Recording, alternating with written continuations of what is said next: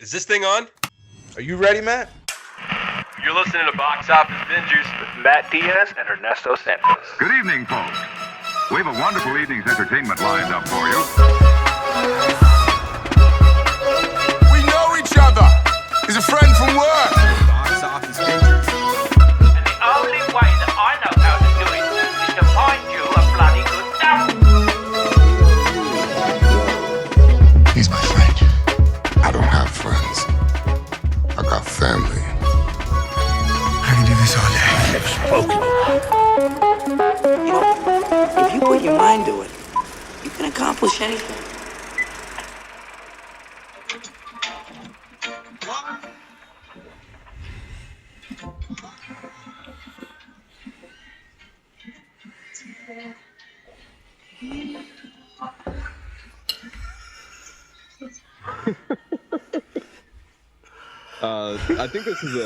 I think we needed this, Ernesto. Absolutely. For sure. I think we need this after.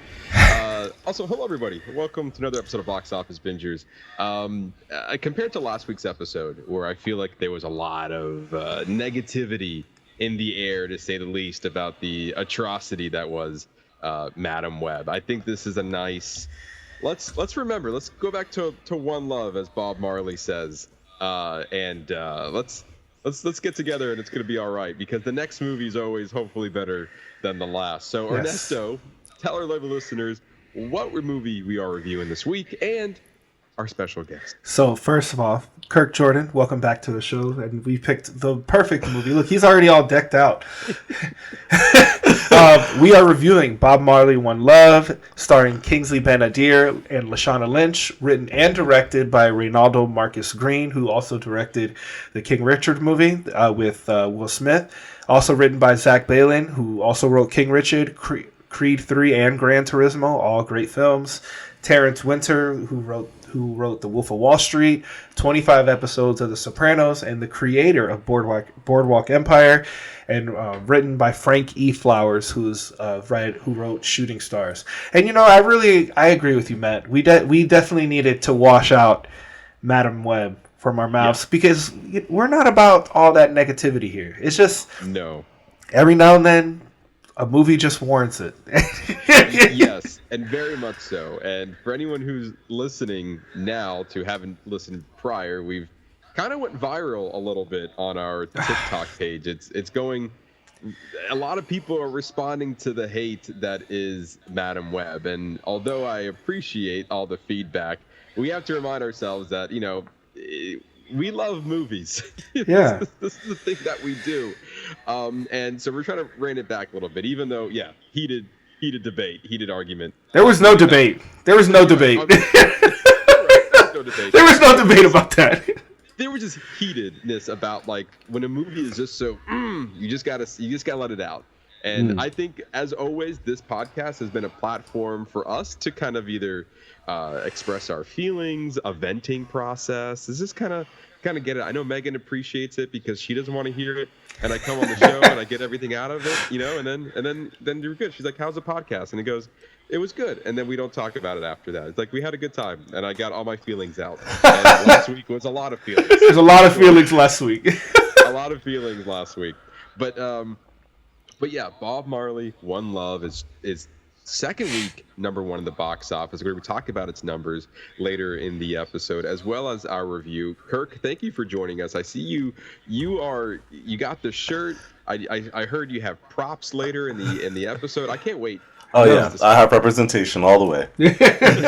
And also, it's been so long since we had you on the show, so I think this is a perfect, from my understanding, a perfect episode to have you on. Great time. Absolutely. I'm super excited.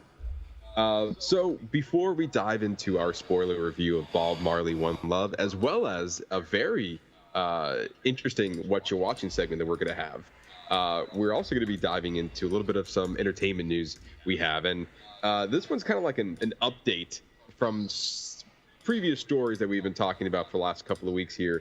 And it appears that Garth Edwards, the director behind Star Wars Rogue One, and the creator, which the movie we reviewed last year with Brandon, as well as the Godzilla 2014 film, is in final negotiation to direct an all-new Jurassic World film for Universal. this news comes just days after the studio could not make a deal with director David Lynch, which we had previously talked about that was in talks to direct. It's just crazy how, it's crazy how news can change so quickly. Yeah. And how they're talking with one director and then now that's not going to work out. Either creative differences or scheduling, whatever the case is. Maybe they didn't work out a number. It's like they wanted this one, didn't work out. Quickly moving on to the next one. As we previously discussed before, David Koepp, I believe is his last name, the original screenwriter for Jurassic Park and The Lost World Jurassic Park, will write the screenplay. The film will reportedly mark the beginning of a fresh storyline. It's unclear if any of the cast from the previous films will return. Universal seems to be fast-tracking this project for some unknown reason, as it is slated for July 2nd, 2025 release date. I think this is probably, one of the reasons why they hey, you're not going to work out. Great, we got to move on to somebody else, because for some reason we have to stick to this arbitrary July 2nd, 2025 release date that really no one's asking for. Exactly. Well, the thing is they want to capitalize on the July 4th weekend. That's a big weekend for people to go out to the movies. That's the prime summer blockbuster time. I mean, this is hopeful news because Rogue One is arguably my favorite Star Wars movie. To me, it's one of the best. So I wasn't really too excited before, and the fact that the original writer's coming back and that it's being listed as a fresh storyline, meaning I don't want to see anybody else. They can stay in the last set of movies. But I mean, we don't really need it, but whatever. Maybe it could be good if it's a fresh, unconnected storyline. We've already seen what he's done with a similar property that could have the same problem. We know where there's an overabundance of things out there regarding it, and it, can you find your story within this massive overtold story? Yeah, you make a good point about him taking a very popular franchise and giving it his own spin. That does, have, and then the creator was pretty good as well. Yeah. We had our mixed, feelings about it, but I mean, right now it's nominated for Best Visual Effects right now, and it has a good chance of even winning that. Yeah. Which we'll talk about later in our Oscars predictions episode. But I like him as a director. I like what he's done so far with the films he's done. A hit or miss for me with the Godzilla 2014 movie, but for the most part, his more recent ones, Rogue One and The Creator, I enjoyed those films. But I think everything from your point, I like the director, I like the original screenwriters coming back, I like that they're doing a fresh take. All that sounds good. True. But why are we rushing it then? Agree. Why are we trying to stick to this July 2nd, 2025 release date? You could have easily just pushed this to 2026. There's no reason to rush this, because now if you want to hit that release date, you were so quick to find a director.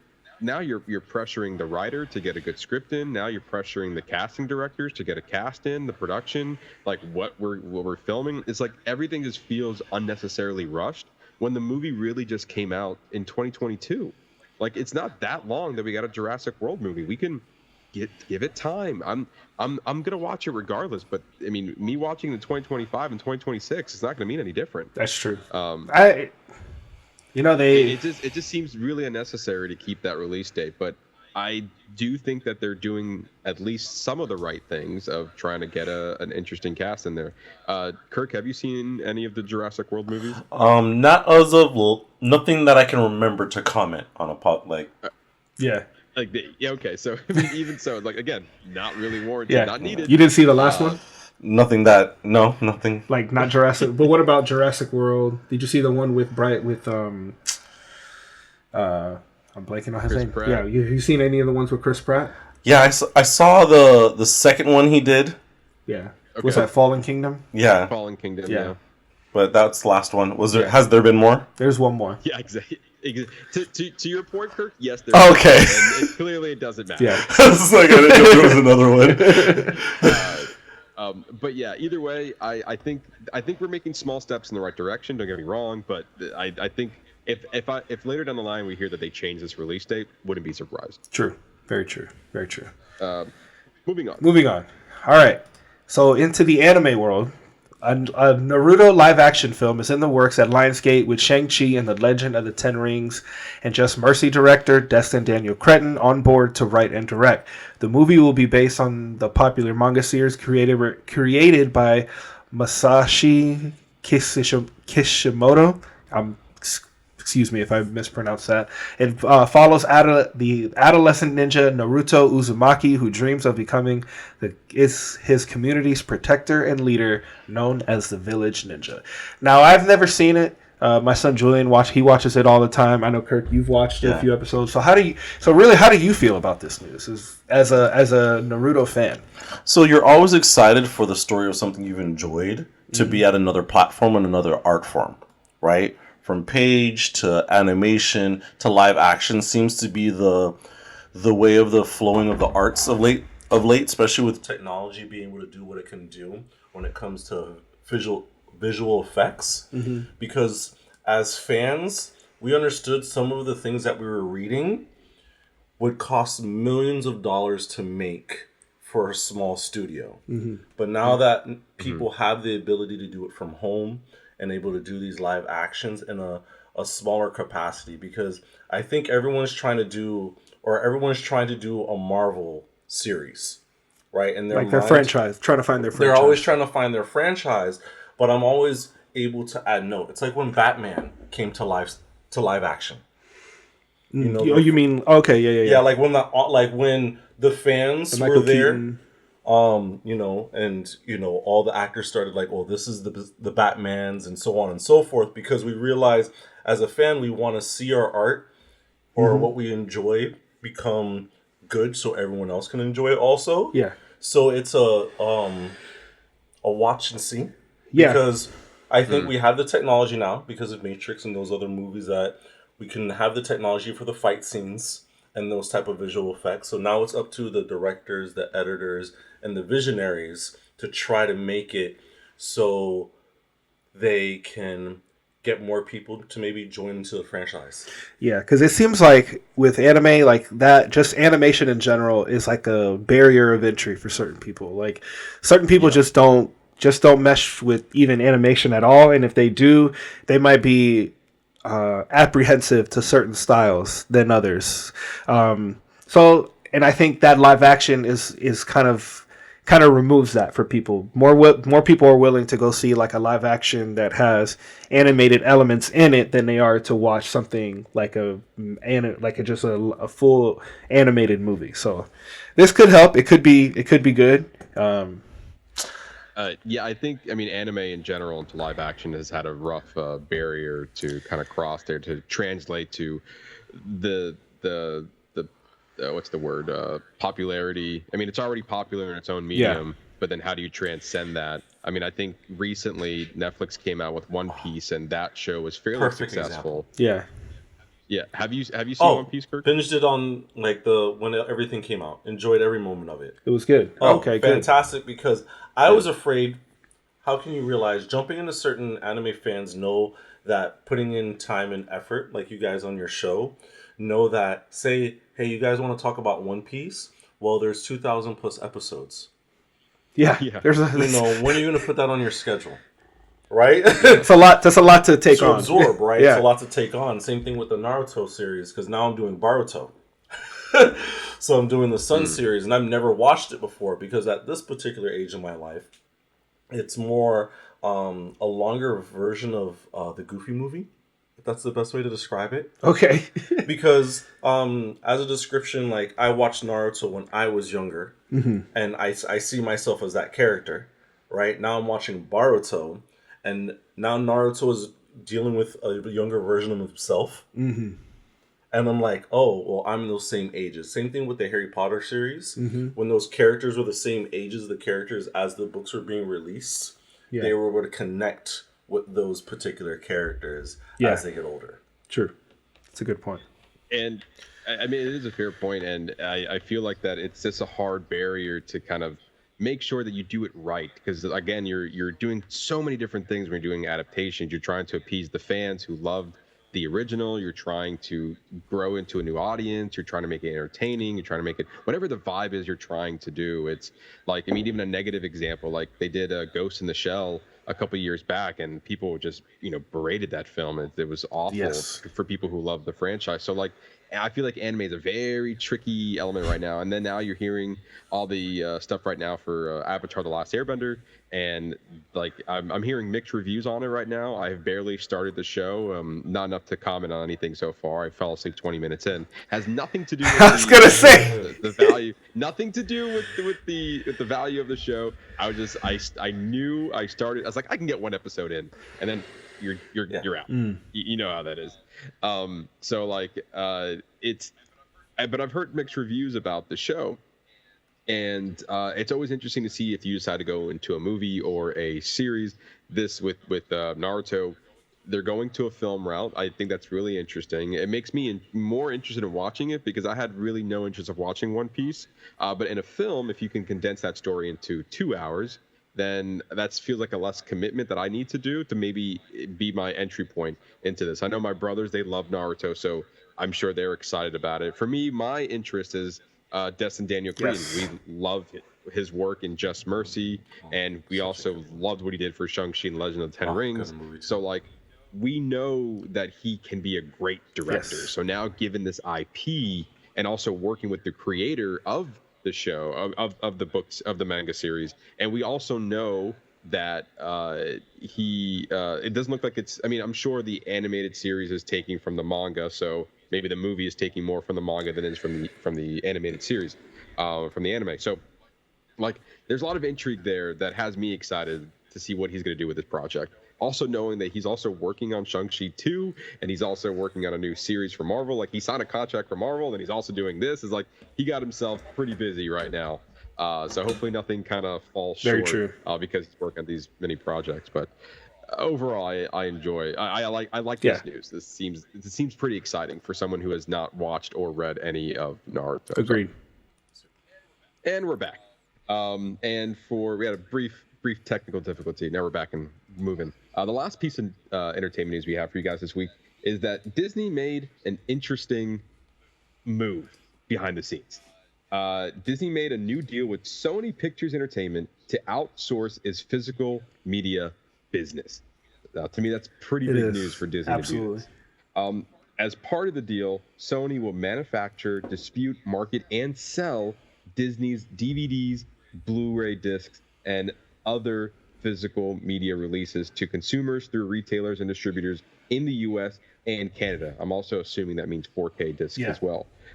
Disney will continue to manage its own digital media, like premium video on demand, I'm assuming, as well as obviously their own streaming service, Disney Plus and Hulu. According to Disney, the licensing model allows the studio to continue to offer films and TV shows through physical retailers and to respond to consumer demand more efficiently. This follows the announcement that Disney will also be ending its Disney Movie Club membership after 23 years. So already off the bat, I had to look into what Disney Movie Club was, and it looks like it's like a subscription service that you could have bought into that was introduced obviously 23 years ago that gives you like easy access to maybe exclusive covers and just DVDs in general, now probably moving forward to Blu-rays and 4Ks as this service has been continuing. And it's just a program for people who love all things Disney. They can have an access to probably acquire some of those exclusivities when it comes to their movies. Now, by ending this and kind of giving away all their physical media, I wonder how much they're saving for having somebody else do all that. Like, they work on the movie and then they give all the physical media stuff to Sony. So it's kind of twofold, right? It's kind of like, well, at least Disney's still giving this an option for people who want to buy physical media, but it's also sad that it definitely 100% feels like Disney's abandoning completely physical media altogether. Yeah, it just seems like it's not even worth it to them to engage in. So, which is sad, because like if you remember back in the day, Ernesto, like Disney in the vault, like when they're taking a movie out of the vault, it's a big deal when it's like a movie's coming out and this, like, for example, like Cinderella, Like, oh, we didn't have this on DVD, and now you do. Now we do. So now you can own this classic that came out like 50 years ago. And like, it was a big deal when old Disney animated classics came to physical media, so you can actually own it, because most people only had it in VHS, most likely. And so now you can see how much times has changed to where like Disney's really only focusing on their premium video on demand service, which is you can rent and buy it digitally, or probably more importantly, Disney Plus, because that video in the vault type of like energy, that excitement for a movie to come back and you can buy it, kind of all went away when you have literally every Disney animated movie, as well as everything Disney has done on Disney Plus for the small fee of $15 a month. Can't argue with the convenience. Like, just one business kills another. That's that's usually how it works. Yeah, I mean, just in the streaming wars in general, like that. I mean, Disney's biggest thing for Disney Plus is they have this large back catalog of great films that you can just with the push of a button you have access to. I mean, I'm guilty of it as well. Like, if it's streaming somewhere, I would much rather go to the streaming service and play the movie rather than me getting up, putting the disc in my PS5, and then playing it that way. Like, at this point, my movie collection is more of an aesthetic and a vibe to set my living room than it is for me to actually using them for its intended purpose to play them. I think they're more just to keep in case they get removed off streaming, because now it's the ones that you want to make sure that you have. Like, I don't remember. I think the last physical one I bought is Everything Everywhere All at Once. Everything Everywhere All at Once, and the Bob Odenkirk movie Nobody. Those are like the last two physical movies I bought. Mine was Spider-Man. Yeah. Into the Spider-Verse? Which Spider-Verse? Spider-Verse. Yeah. The last Spider-Verse. That was it. The last movie I got was Oppenheimer, because Christopher Nolan told me that if you don't buy it, it's going to be gone forever. But I remember going on Black Fridays and trying to get those collections and so on, so you'd be able to watch it and binge it. So it is a shift in society nowadays. And if someone wanted to borrow something, I would not hesitate to say yes. Yeah, that's a good point. The borrowing aspect of it all is like non-existent. It's like, hey, can I borrow this? Like, no. I mean, either one of two things. Here, I'll give you my account. Yeah, exactly. Yeah, exactly. Exactly. That's pretty much what it is. It's like, I know Ernesto, like I give you access to my video account so you can watch anything else that you might want to watch there. It's like, that's the equivalent of saying, can I borrow this? Exactly. You're right. It's like that's what we've come to nowadays. Or it's like, hey, I really want to watch that new Netflix movie, but I really don't want to pay for it. Can I just bum you off real quick? And then like, yeah, here you go. And now Netflix is being pretty strict about that. And Disney Plus and Hulu is getting into that market as well. They've come out announcements saying they're going to be, like, I think starting in March, they're going to be cracking down on password sharing. They all will. It was unfortunately it was too profitable for They're not getting new signups. Yeah. No, they did. Absolutely. That's the problem. Is that Netflix got a lot of, what was it, like they gained like 4 million subscribers. It was some crazy number they gained.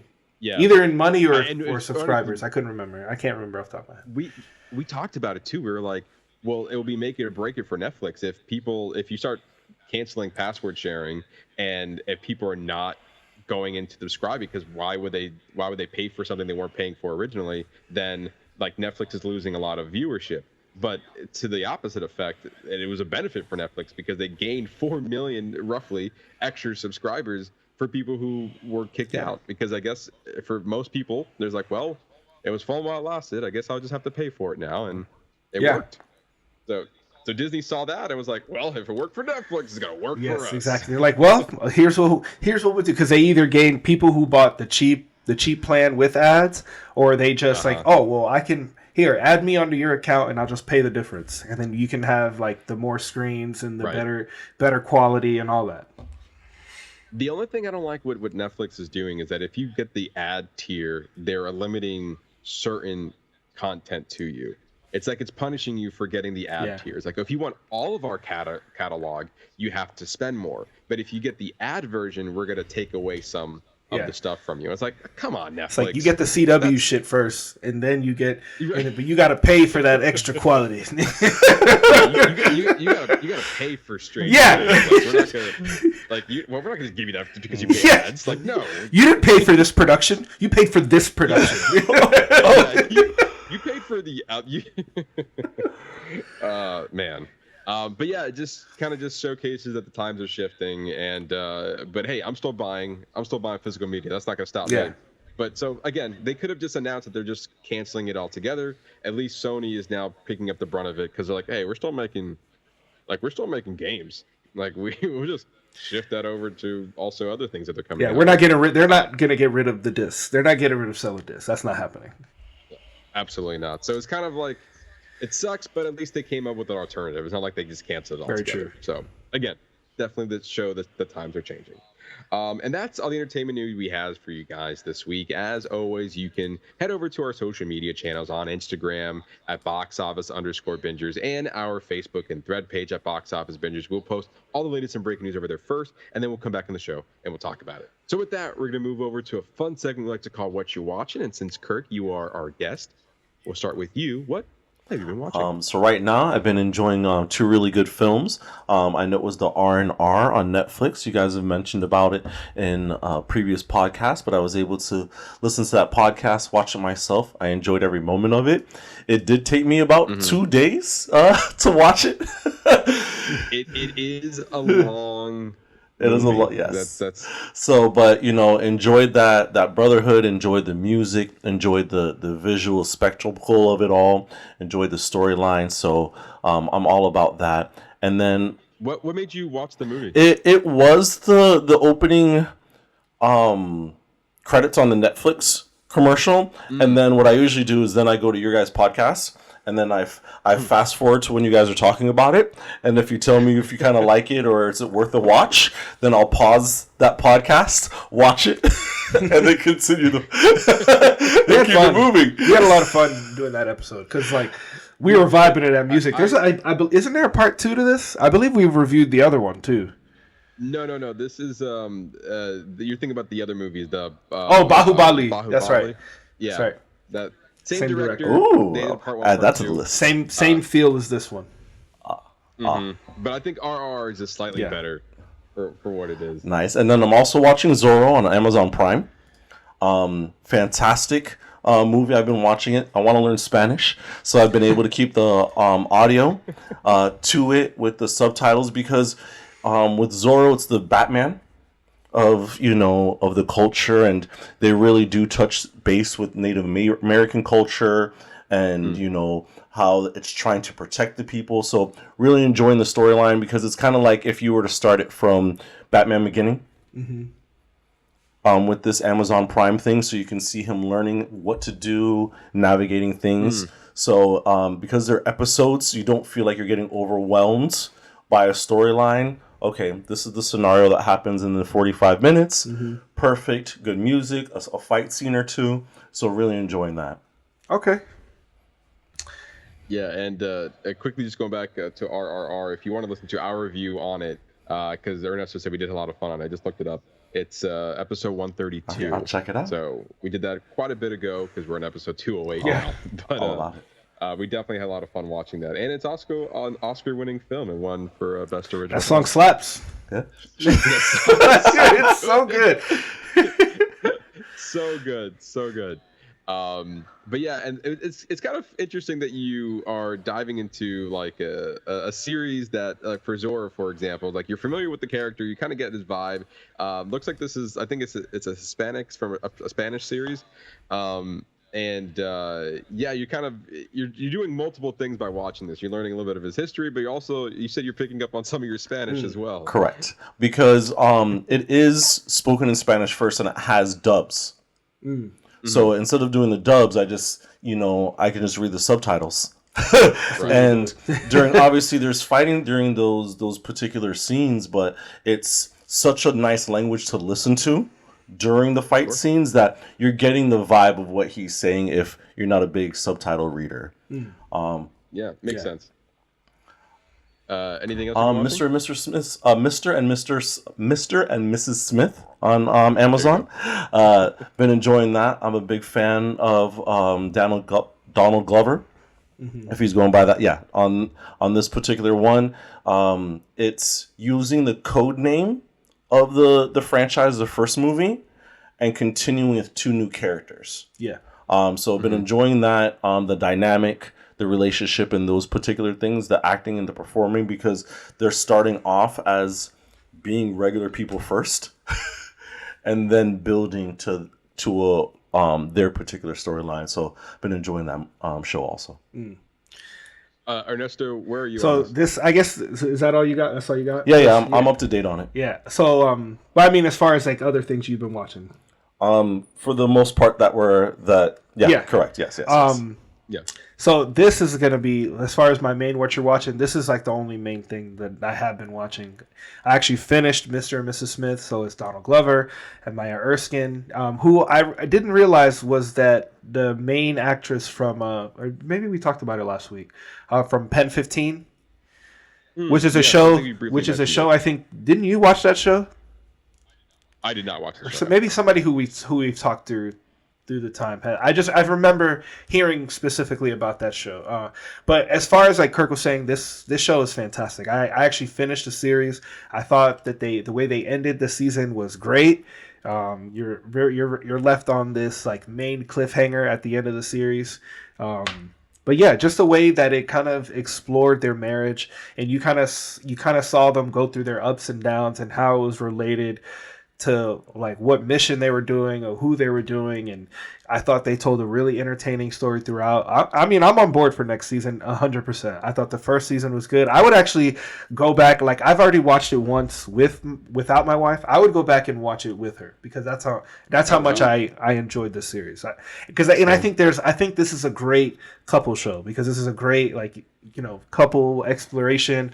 Like it's right. One of those that you end up having conversations about later, like based off the scenario. You can see what happened and you can what would we do, like what about this scenario, like this kind of obviously the murdering people, but it's the dynamics around the situations that linked to what they're doing is what makes it so interesting. It's definitely worth your time, Matthew. It's really good. So I mean, I'm hearing it from you and now from Kirk, and we've talked about this for last week as well. And I have already, Donald Glover has my interest already of like, I'm going to go watch this series, right? And then you guys were saying something good all about it. I'm going to tell you a funny story. Okay. So my mom, I was talking to my mom, and she was telling me what she was watching. She feels inclined that since I have this podcast and I'm basically the movie guy. He's like, oh, you want to know what I'm watching? He's like, sure, you could tell me. It's fine. So I would say, what about Mr. and Mrs. Smith? I heard it was a good show, basically from your recommendation and from other things that I've heard about it as well. And it's like, I said, Mom, I think that this seems your vibe. I think you would like it. Very randomly, this was at 8:30 last night. I get a random text from my mom. This is what it says, and I'm speaking word for word. Mr. and Mrs. Smith sucks. I have no idea who told you this was good. That's all I got. And then I just sent like a little laughy, like a little haha. I don't think it's meant for, maybe it wasn't meant for her, because I've tried to recommend stuff to my parents. She goes, is this gonna be a good show, or this one of your like stupid shows? That's what my mom tells me. It's like, I don't know how to handle what you just said to me. So I just think it was funny because it was not a reaction I was expecting, because my mom doesn't just text me about her thoughts on things. It's like we'll call each other, and then eventually she was like, oh yeah, I watched this and I didn't really care, blah blah blah, and all this stuff. And just out of nowhere, it's like, Mr. and Mrs. Smith sucks. I don't know who told you to watch this, but like they're wrong. This movie's not good. This is not good. This is bad. It was so it's like, where's Brad? She's like, where's Brad Pitt? Where's Angelina? This is. Wait a minute! I signed up for Brad Pitt. Isn't this based off that movie? Yeah. Where are they? Who is this guy? Who is this woman? Why are they together? I have no interest. Why are they killing people? They're running. Could they not find a better job?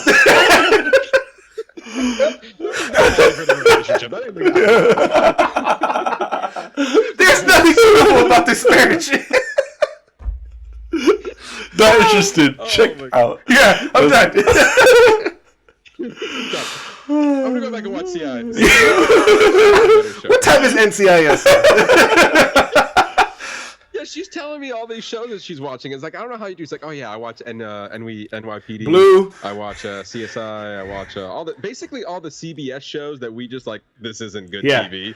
That's my mom. Or that's what my mom watches. Or on NBC, they have like all the Chicago shows, like Chicago PD, Chicago Fire, Chicago MD, and then there's the crossover where they all have to help each other. And there's Law and Order. Yes. And there's like the new one that we're bringing all the people back. Law and Order, we're back.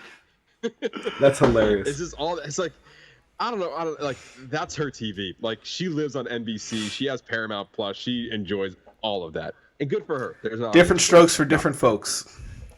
We'll get to that age. But, yeah, exactly. The get off my lawn for age. Get off my TV. There's also the like, for example, I spoke to you a couple weeks ago that we saw Aquaman, and I saw it with my mom, and the only reason why she wanted to see it because she loves Jason Momoa.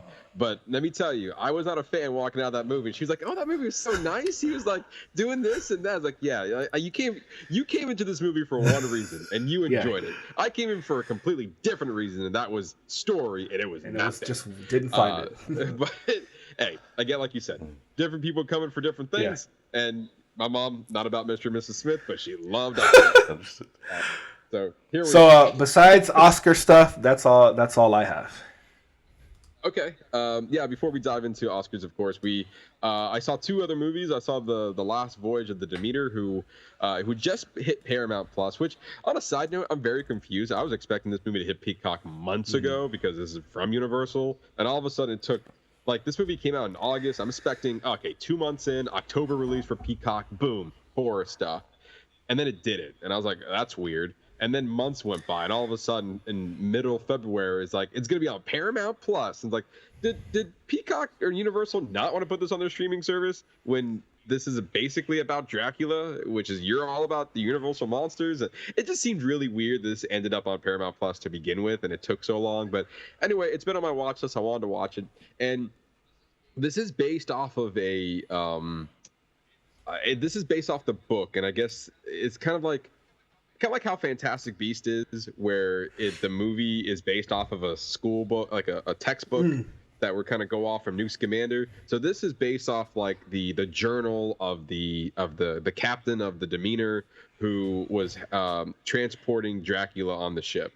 And basically within the book, you read his journals, and it was, from what you expected it's like basically this ship came into port with no surviving members, and then he was able to basically killed all the people on the boat to survive, and then when he got on land, and then he became Dracula. But before that, it was this, and so you're seeing that journey from, I forgot where they were going, from wherever they were to like London, and basically him killing all the people on the ship. And that was what we knew this already. That was the whole point of the story.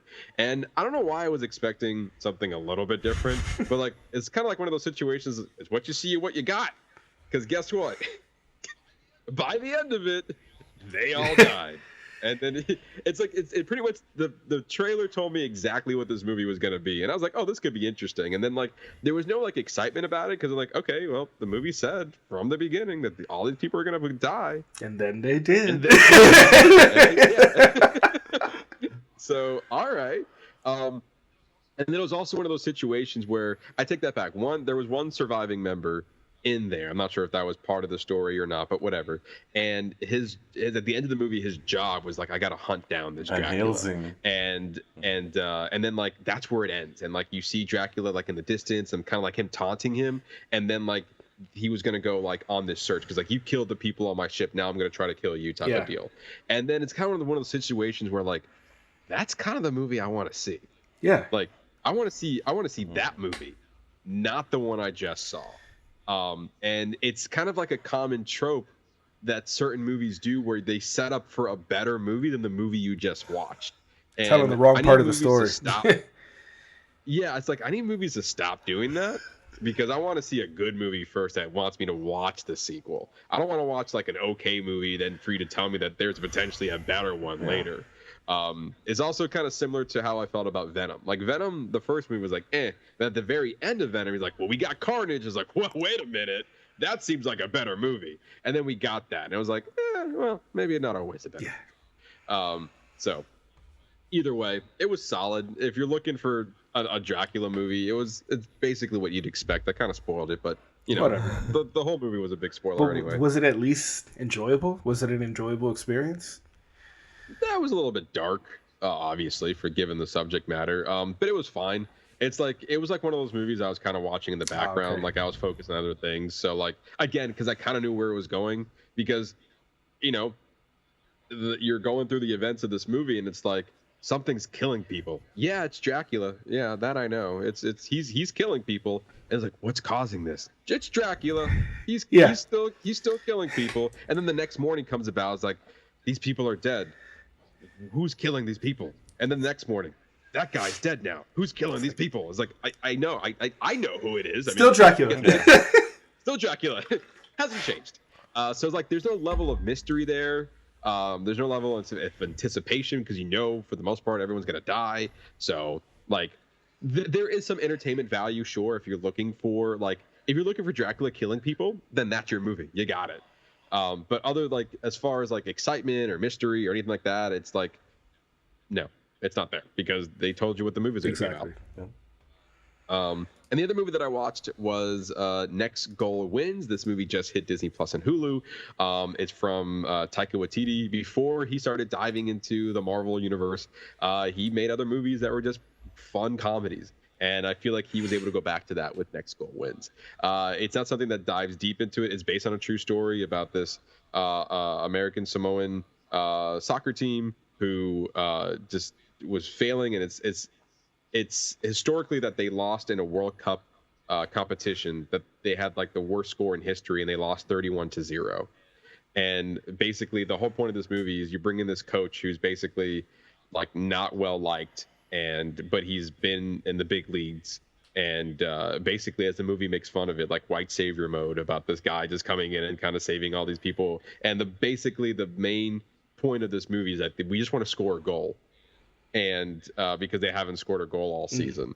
So it's kind of like one of those, like, you can compare this to like an old washed up coach kind of getting these rags, getting like these people who are not that very good, but there's potential there, and then they form them into a team. Anything you might have seen in like any kid's sports movie. So he's bad, and then they make him better, and then he makes them better. Yes. Yeah. Pretty much. But like, it's sometimes that's all you need. Those are good. Those are good like, feel good movies though. Like Bad News Bears, or one of my favorite is the one with Keanu Reeves and actually Michael B. Jordan. That movie is devastating. That movie is so damn good. I love that movie. That's a great kids movie. Agreed. That's a different level, Ernesto. That ain't. I mean, yes, it is the same vibe, but it's like. Also, I love the scene in that movie, is like where they were singing, "I love it when you call me Big Pop." Throw your hands in the air. You know what? Keanu Reeves has always been a treasure. Yes. Like it's such a random movie for him. Like to think about him now as like The Matrix and John Wick and Point Break and all that stuff. As like he also was a coach for a baseball team. And then he was on Bill and Ted. Yeah. He has so many faces. So many. But yeah, this is just another one of those, like, it was like 90 minutes. It's funny, feel good vibes. Like it's just like one of those movies where like I'm not expecting much, and it gave me exactly what I was looking for. And for some reason, it got like negative reviews. I'm like, what do you expect? Come on. Like I think they're like pretty harsh on it for the critics to be like, well, it's not exactly how it was in like real life. It's like, this is an exception to that. It's like. Sure, I can see if you're making the comparisons, and sure, we're going to be doing this later anyway with Bob Marley, but like, I don't know, if the vibe's right, I think I can give a pass on historical accuracy. But it depends if you're telling a story, are they changing like major detail? Did they change a major detail? I don't know, because there is a documentary on this, and apparently for most people, like the documentary was better. Okay. Like, so like it's kind of like one of those where like this is a situation that happened, there was a documentary about it, and then Taika Waititi made a movie about it. So like in some cases, which is a valid argument, you might as well just watch a documentary because it has what you're looking for. If you're looking for like emotional feels, this movie doesn't have it. It's pure comedy. So like maybe for some people who wanted to like attached to this movie emotionally, it wasn't really there for them. And maybe that's what they're looking for, because I haven't seen it, maybe the documentary gave them that they felt something after watching it. This one, I had a good laugh about it. So given that I didn't know the actual story, this was a fun movie to watch, and it does inspire me to watch a documentary, like 100%. Like I like the story enough where it's like I can watch another 2 hours of this and see the actual real story behind this, what was going on here. So, and they did play, at the end they showed clips of like what the real people look like and whatnot, and it seemed pretty close to what they were going for. Okay. But like it also had like the Taika Waititi quirkiness that he brings to all of his movies. So like I like his style of filmmaking and I like his comedy. So like it worked for me. Okay. But I can see people, have their issues with it. But I didn't hit that for me. But again, if you're interested, I recommend watching it. It's on Hulu and temporarily on Disney Plus. Disney Plus and Hulu have been like sharing back and forth with some of their properties. This is really weird. It's like, this is a Disney Plus exclusive, except for 1 week on Hulu. and then it'll be like, and this is a Hulu exclusive, except for 2 months on Disney Plus. And then it's just like, I know we're trying to cross-platform, but at this point, just make it all one. But it seems like they're in the early stages of trying to merge the two apps together. Mm-hmm. By the end of the year, I think we're going to get there. For sure. But anyway, that's all I've been watching. So now we're going to move into like our Oscar section of what you're watching. So Matt, you were talking. We were talking before the show. You didn't get to see. Excuse me. I feel another. I didn't get to see the sneeze. You didn't get to see the sneeze. I didn't either. Yeah. All right. Excuse me. So I actually did get to go see Perfect Days. This movie is nominated for Best International Feature, and I can tell you, I can definitely see why. There's this simplicity about this movie, and I'm not gonna get too deep into like the spoiler talk about it just because you haven't seen it, but it is a very simple movie where like you're following this man whose main job is cleaning the public toilets around Tokyo or around Japan. I don't know if I don't remember exactly if it is Tokyo, but and he just lives this perfect. To him, it's this perfect life. Whereas he's viewed as others as somebody who's beneath them and under, like who hasn't really achieved much in life. You get a couple of aspects of that in that, but what's beautiful about it is that he barely speaks throughout the entire movie, and it's more the story is told more through his actions and his revelations and his minor interactions with people, and it's a really beautiful film. Like I can definitely see why it's nominated for Best International Feature.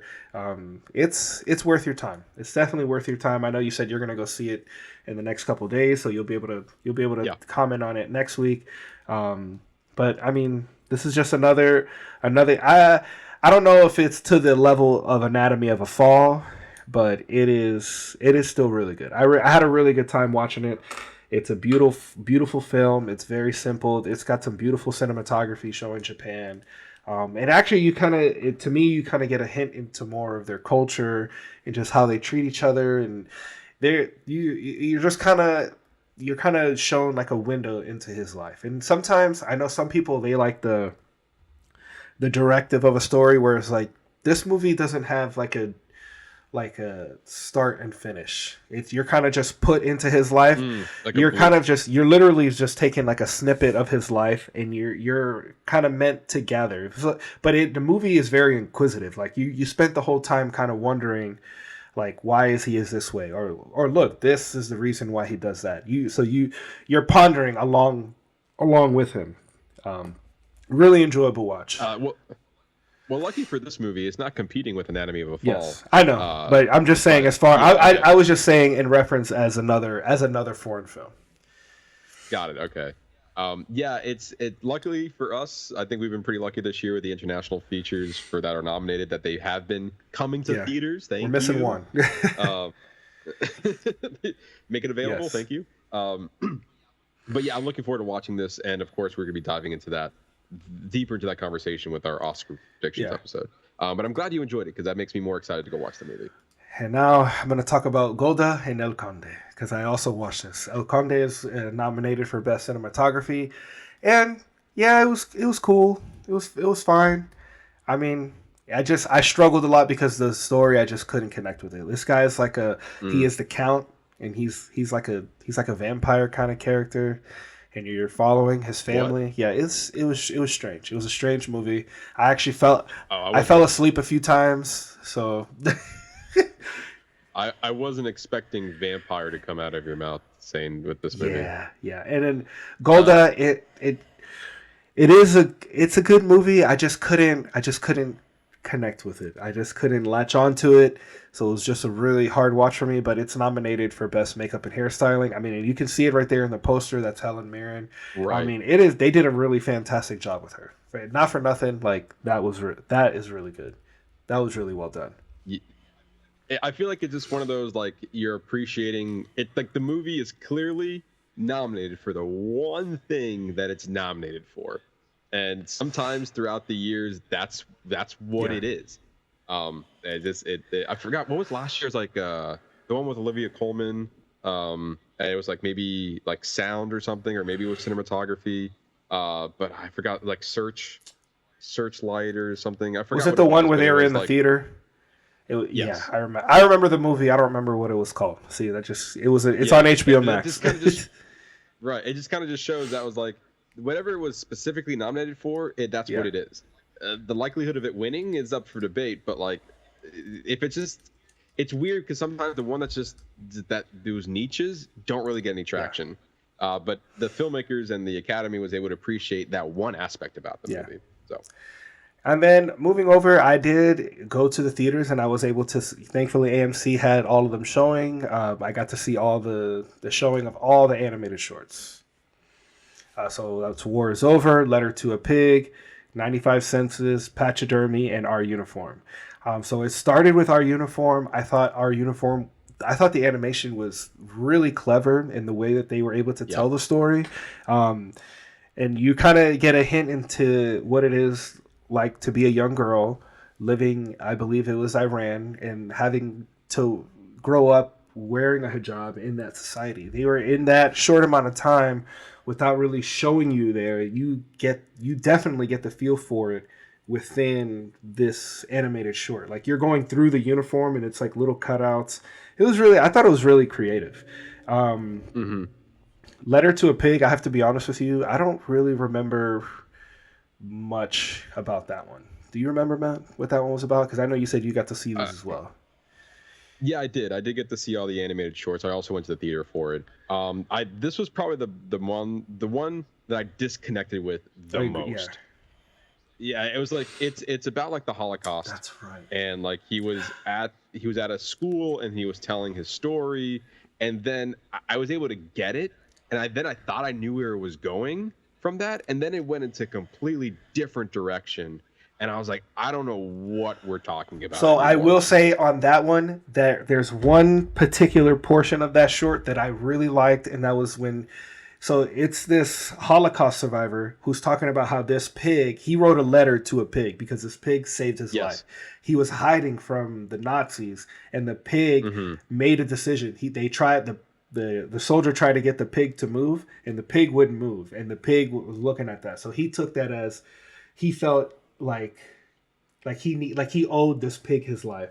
So he's like an older man now, and he was saying that how he thanked the pig and how he would think about the pig. It's a little weird, but then like there's one part where the kids start laughing at him, and he just goes off, and he's like, "You just don't understand. Like you guys have it so good. Like you have to worry. Thankfully, you don't have to worry about things that we had to worry about in our lifetime. But it was that passing on and telling the kids to kind of appreciate where they were at in life.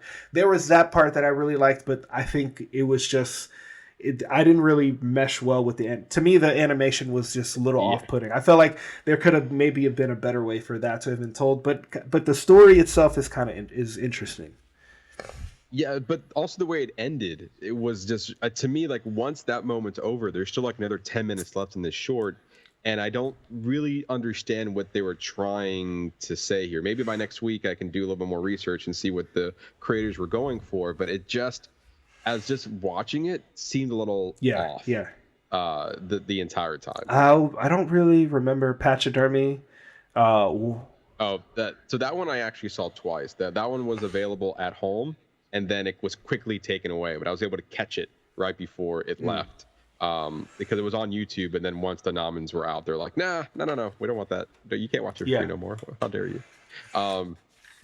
And so I watched that, and it took me a minute to realize what was going on. It was actually the comments that made me understand this short, and it's pretty haunting when you think about it, because the dialogue is from a child's point of view of them visiting her grandparents, and then all of a sudden you start to realize that like her grandfather was pretty abusive, and I think they were towing the line of like he was like the grandfather like sexually assaulted his granddaughter. I vaguely remember it. Okay. It was pretty dark, but also shown in like a very childlike manner. So you're getting like these deep themes that they're diving into, but like what you're looking at doesn't match what it's saying, and you kind of have to read in between the lines in there. I remember reading the comments on it before they took away the video, was like somebody saying like a haunting line in that short was like, why did grandfather clip the rose petals? And he's like, well, he doesn't, he likes to clip them before they get too old, and or something along those lines. And basically that's what it meant. That's right. And I was like, ooh, that's not great. Yeah, it was pretty shocking where this ended up leading to. So it was haunting to say the least. But again, I think it's even easy to say for all of these, the animation looks great in all of these animated shorts. Like, I feel like that's a hard thing to judge on, because all the animations are so different, but they're just uniquely good, and you can see why animation wise it's there. So now when you're focusing on like where do you go from here, you're kind of focusing on what story it's trying to tell. And then we move all over to War is Over, which I thought was really interesting. So it's these two opposing sides, and they're using a carrier pigeon and one soldier from each side. They're having a chess game with each other across enemy lines, and I thought it was really interesting. Just the back and forth, like they made it was very, very entertaining. It kind of had like a weird ending. Like at first they were fighting, and then they send like one of the generals like he like throws down the bird, and then they stop playing for a little bit, but then they use the bird to send a message saying that they're fighting, but then he sends a message back to say to stop fighting. And then there's one point where they're like literally bashing each other and killing each other, and then the two players find each other and they're like, oh, we have to stop fighting, we were playing chess. I know how you think. Well, then it was kind of all over the place in this particular like situation. But basically, like the war is over, but yet they're still killing people. But it also just showcases how, in this case, like what were you fighting for before that note said the war was over? Like we're all humans here. We're like, there's not really fighting with a purpose. You're just fighting because the military and the country that you're here for is telling you that. But you don't really want to do this. And then when they realized that they were both playing chess with each other, they're like, well, we shouldn't fight. And then you get the notice saying the war is over. It's like, well, stop killing each other. The peacemaker said the war is over. But it was also inspired by the very popular Christmas song. Now this is Christmas and a Happy New Year. Yeah. So. And then we have 95 Senses, which was narrated by Tim Blake Nelson, who was what has he been in? He was in Watchmen. The Ballad of Buster Scruggs. He was in The Incredible Hulk. He played the leader. That's right. He's a fantastic actor. He actually has a very distinct voice. I actually really enjoyed this one. It told the story of this man on death row. It was really sad, like just him trying to find his way in life, and then like they fired him because he did something dumb, and then he burned their garage down.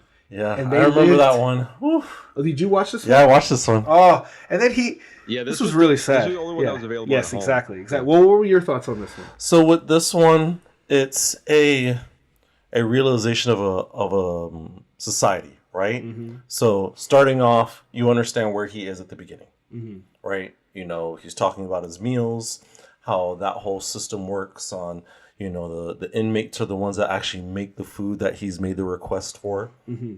Talking about that process, and then talking about why he's really there. Yeah. And, you know, his childhood trauma, these particular things that are usually notes left after, they did it in a very nice way of, seeing the person, seeing the damage they've caused, seeing the consequence of the damage, and those particular things. So it was one of those things where you can see from the fact that he lost his hearing at a young age to the fact that he didn't hear anything, as he said it, but like, and that also is a cause, but obviously you shouldn't have set the building on fire. Yeah. That was an over-exaggeration of pretty losing big your one job. there. But anyway, that, you can understand those particular thought processes of a young man that made one decision, and now X amount of years later, that is the payment for that decision that he made. Yeah. It was just really sad. I thought it was like perfectly executed as far as like we're going through the 5 senses that he's like, and I thought it was just done so well of like, first we're gonna go off of like, I think it was sight or something. And like, you just think at the beginning, he's just an old man. He's like, I've never used a cell phone before. And like, he's like, oh, because you're old. They really bury the lead. They absolutely buried the lead. That's 100%. And then all of a sudden, like, they start going into other senses with the smell and the touch, and then like it was so well done. And I actually on the website that I saw this movie. So I saw this one twice as well. But there's a website on it, and you can watch the short from there. And on their website, they have behind the scenes on it. And then I realized that the two directors behind this short was the same directors who did Napoleon Dynamite. Oh, that's cool. Yeah. So that's also wild to me. And then they outsourced all the different animations from the senses. So like these were either college kids or people, like they just put an ad out, and then like other people can take what they wanted and gave them their own take. And I think all they were given was a script and what they were going for. And so that's why each time he's going through the senses is different animations. They're done by different people, like who never spoke to each other. And then they had all this responsibility for it. And then you had one person who was responsible of like the main character and then the other senses. So like, it seems like such a unique collaborative move. And I can appreciate that aspect of it. And the script was well written because, to your point, it buried the lead completely of what we were going in. And it was like halfway through, like, wait a minute, I think this guy's in prison. And then you're like, oh, wait a minute, this guy's on death row. It's like, oh my God, he's about to die. Like, and you can see all of his emotions from infancy to like, I never had a cell phone before. And the touch, I just imagine what life could have been like just by human touch. And it's like, it's so sad to get to this point, and you feel for him at the end of the day. And then like at the end, like the phrasing was like, they said that we have 100 senses and we only get 5. And when you die, it releases all the 95 senses that we don't have here. That's a nice thought. And you're like, God, that gave me chills, man. Like, it's like he's coming to terms with the fact that he's going to die. But he's also recounting the steps of how he got there and appreciating what he had, what he could have had. It's to me, I really, really enjoyed this one. And it was told in like 5 minutes. Yeah.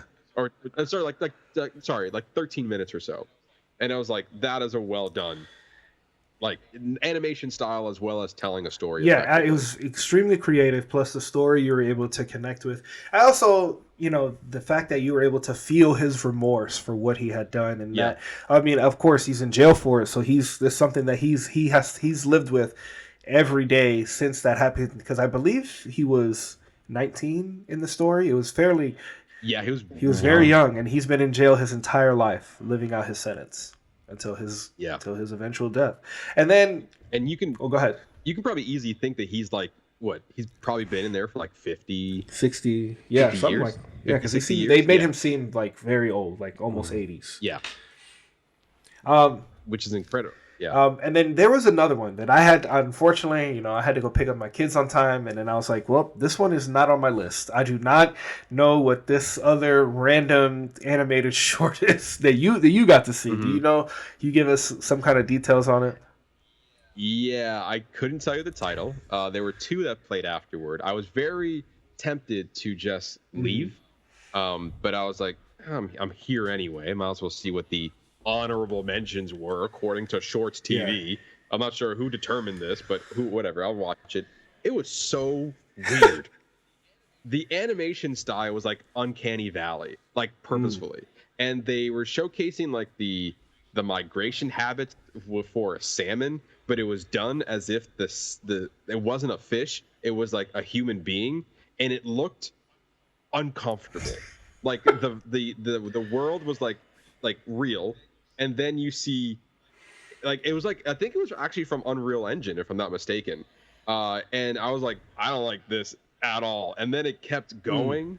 And like this is long. It felt like 20 minutes, and I was like, I just want to leave. I don't want to watch this anymore. I'm too uncomfortable watching this.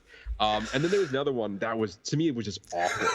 It was like this jazz cat, and he's like skin the and he's singing this song, and he's going around, and he's doing and it just felt very like 80s cartoon vibes. And that was like 3 minutes, and it was over. I was like, who the hell said that these two were the honorable mentions? And then and then I was thinking like, how bad were the other animated shorts that they didn't even make it here? Like I feel like we just got the good ones in the 5. We were barely in 6. So I was like, I don't know what the other two were involved. Like, nope. Those were not it. I wish I would have left 20 minutes ago after the first hour, because I'm like, I should have did what you did. I just like, you know what? I'm busy, guys. I got shit to do. I got shit to do. Not watch that. But here we are. So all right. So those were the live action. Those were the animated shorts, and now you also. So I actually was able to catch all the live action shorts online. They were just online at just different various places. But did you see them in the theater, or did you watch these online? No, I saw these online. Let's see. So let's start with Invincible, which is a story, and then Kirk, you got to see all of these. Yes, right? I got to see all of them. So we'll start with Invincible, which is a story which seemingly seems to be ends with this young man's suicide, right? Yes. It's a very, very sad story where, he just felt captive in this, I think it was a juvenile center. They basically told him he was going to be locked up for good, so he ran away, and then he ended up committing suicide. I don't know. It was weird. It was very sad. I looked into this movie quite a bit because I was a little bit confused by it, like what was the message there. And then I read the bio and I was like, okay, this makes a lot of sense. So the director for this movie, or for this short, was basically like, this was a childhood friend of his that he was friends with him as during like the younger years of their life, and then then you saw like there was a change in him, like I don't know what happened, like we were friends one minute and then he just shifted the next. And then all of a sudden he was in like this juvenile center, and then he heard like they were becoming distant, and then he heard that he ran away, stole a car, crashed a car in the ocean or the river or the lake, whatever, and then committed suicide that way. And apparently that story has resonated with him for so long that he decided to eventually make a short film about it to kind of honor his friend after all these years. And so this happened quite a bit ago, like in real life, but I just found that it was very sad story, to say the least. It's kind of what you see is what you got. I wish they would have put that perspective in the short. Like maybe the short should have been from his perspective as a child, and then seeing and hearing those things, and then we would have gotten like snippets of what actually happened. But it was a sad story. It was a pretty sad story. Kirk, what are your thoughts? I mean, from the phone call, right? That is the start of the movie. Right, or like, and we've seen a lot of movies like that. Like, it's the phone call starts, and they're going to jump right into the reason that phone call started at the beginning of the movie. Yeah. So I was dialed in at 110%, right? Because at this age, when you don't have options, you think you don't have options. True. Right. So you're trying to sit there and see the dialogue. I enjoyed his poem that he wrote in class. Yes. A very creative individual. It showed you the depth of knowledge and understanding he had when you're able to pour your mind and things to that extent. The connection with his sister. Yes. Those particular nuances, the teacher trying to pour into him also. The one that was like, so you can see that he's getting advice, but he needs more than what is being available to him at that particular juncture. Right. And then you can see that, like, fire flame of, him setting the fire, so the water, because it was hot in there. Yeah. But he was already mindful of it was going to be hot when he got there, because, he scooped it up earlier. True. Yes, exactly. So it just showed you how smart he was and how he's just put into an opportunity that if you threw him in a classroom, if you threw him in a studio, you threw this child in a different scenario, it would have been a different forthcoming to at the final end. You catch up to the first sequence, and then the picture with him and his sister at the end to kind of like solidify that it really does take that short amount of time. I mean, it was a short film, you know, to absorb, but you can imagine weeks or months on end of these particular days they clip through. So I enjoyed it. I mean, it was an eye-opening experience from a different perspective, because for one, I also had to translate to where they were in the world. Because I didn't know there was services like that where kids stay there for like X amount of days and have release days and their parents call them and pick them up. So those were European services that I wasn't familiar with. So I was also watching that type of stuff also. And I think that's just when we watch it, and I kind of got in kind of the same sentiment like when I watched Perfect Days, when you're looking at other cultures. Like, that's what's so great about watching foreign films and shorts from foreign countries is you get these little glimpses into their societies, into what their realities look like, and how completely different it is from America, and how those play into that, and how they use those things to play into their storytelling. Correct. Yeah, it was definitely, like, again, one of those like harder watches out of probably all the ones that we've had for the live action shorts, for sure. But yeah, it was again, more. I feel like it's weird to say like I enjoyed that one, given the subject matter, but it was more like I understood what you were going for, and I appreciate the craft that went into it. Very true. And I'm going to share, and I'm going to take that sentiment, and I'm going to move that right to the next one we're going to talk about, which is Red, White, and Blue, which I think touches on the abortion issue in our country, and just based off Roe v. Wade being overturned, and that seemed to be the directive of this one here. This is another short where they bury the lead on you until the very, very end, like really hard. Like at first it seemingly as this waitress who's already living a hard life, and I think they did that in a way to show you both issues, because at first you're seeing this waitress who's already struggling where she's at, and she got pregnant, and then you think that she's pregnant again, and that she's in where it seemingly like she seems like she's in a place in her life where she can't afford to be pregnant again. And that seems to be, that was my thought the entire time. But literally until you get to the very end, you learn that it's her younger daughter, and they had to transfer, to state lines to go to a place where it's acceptable. And then you're also seeing that now this abortion clinic is completely overrun with patients who are traveling from other states to get it to where it would be available to them, because now the thing now is that abortion is a state issue. It is no longer an issue that is taken care of by our nation. It is, you have to, each issue is handled differently by state, and in her state it wasn't available to her, so that she had to travel to a state where it was.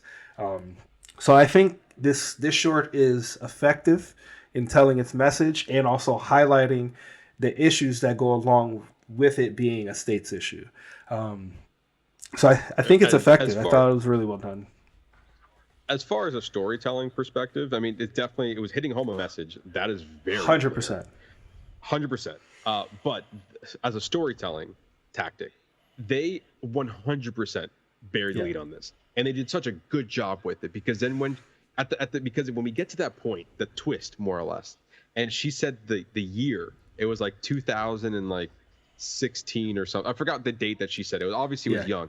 I thought she was lying at first, just to get through the door. And then when it, like, you can see it, like, wait a minute, the movie is telling me that this is not a lie.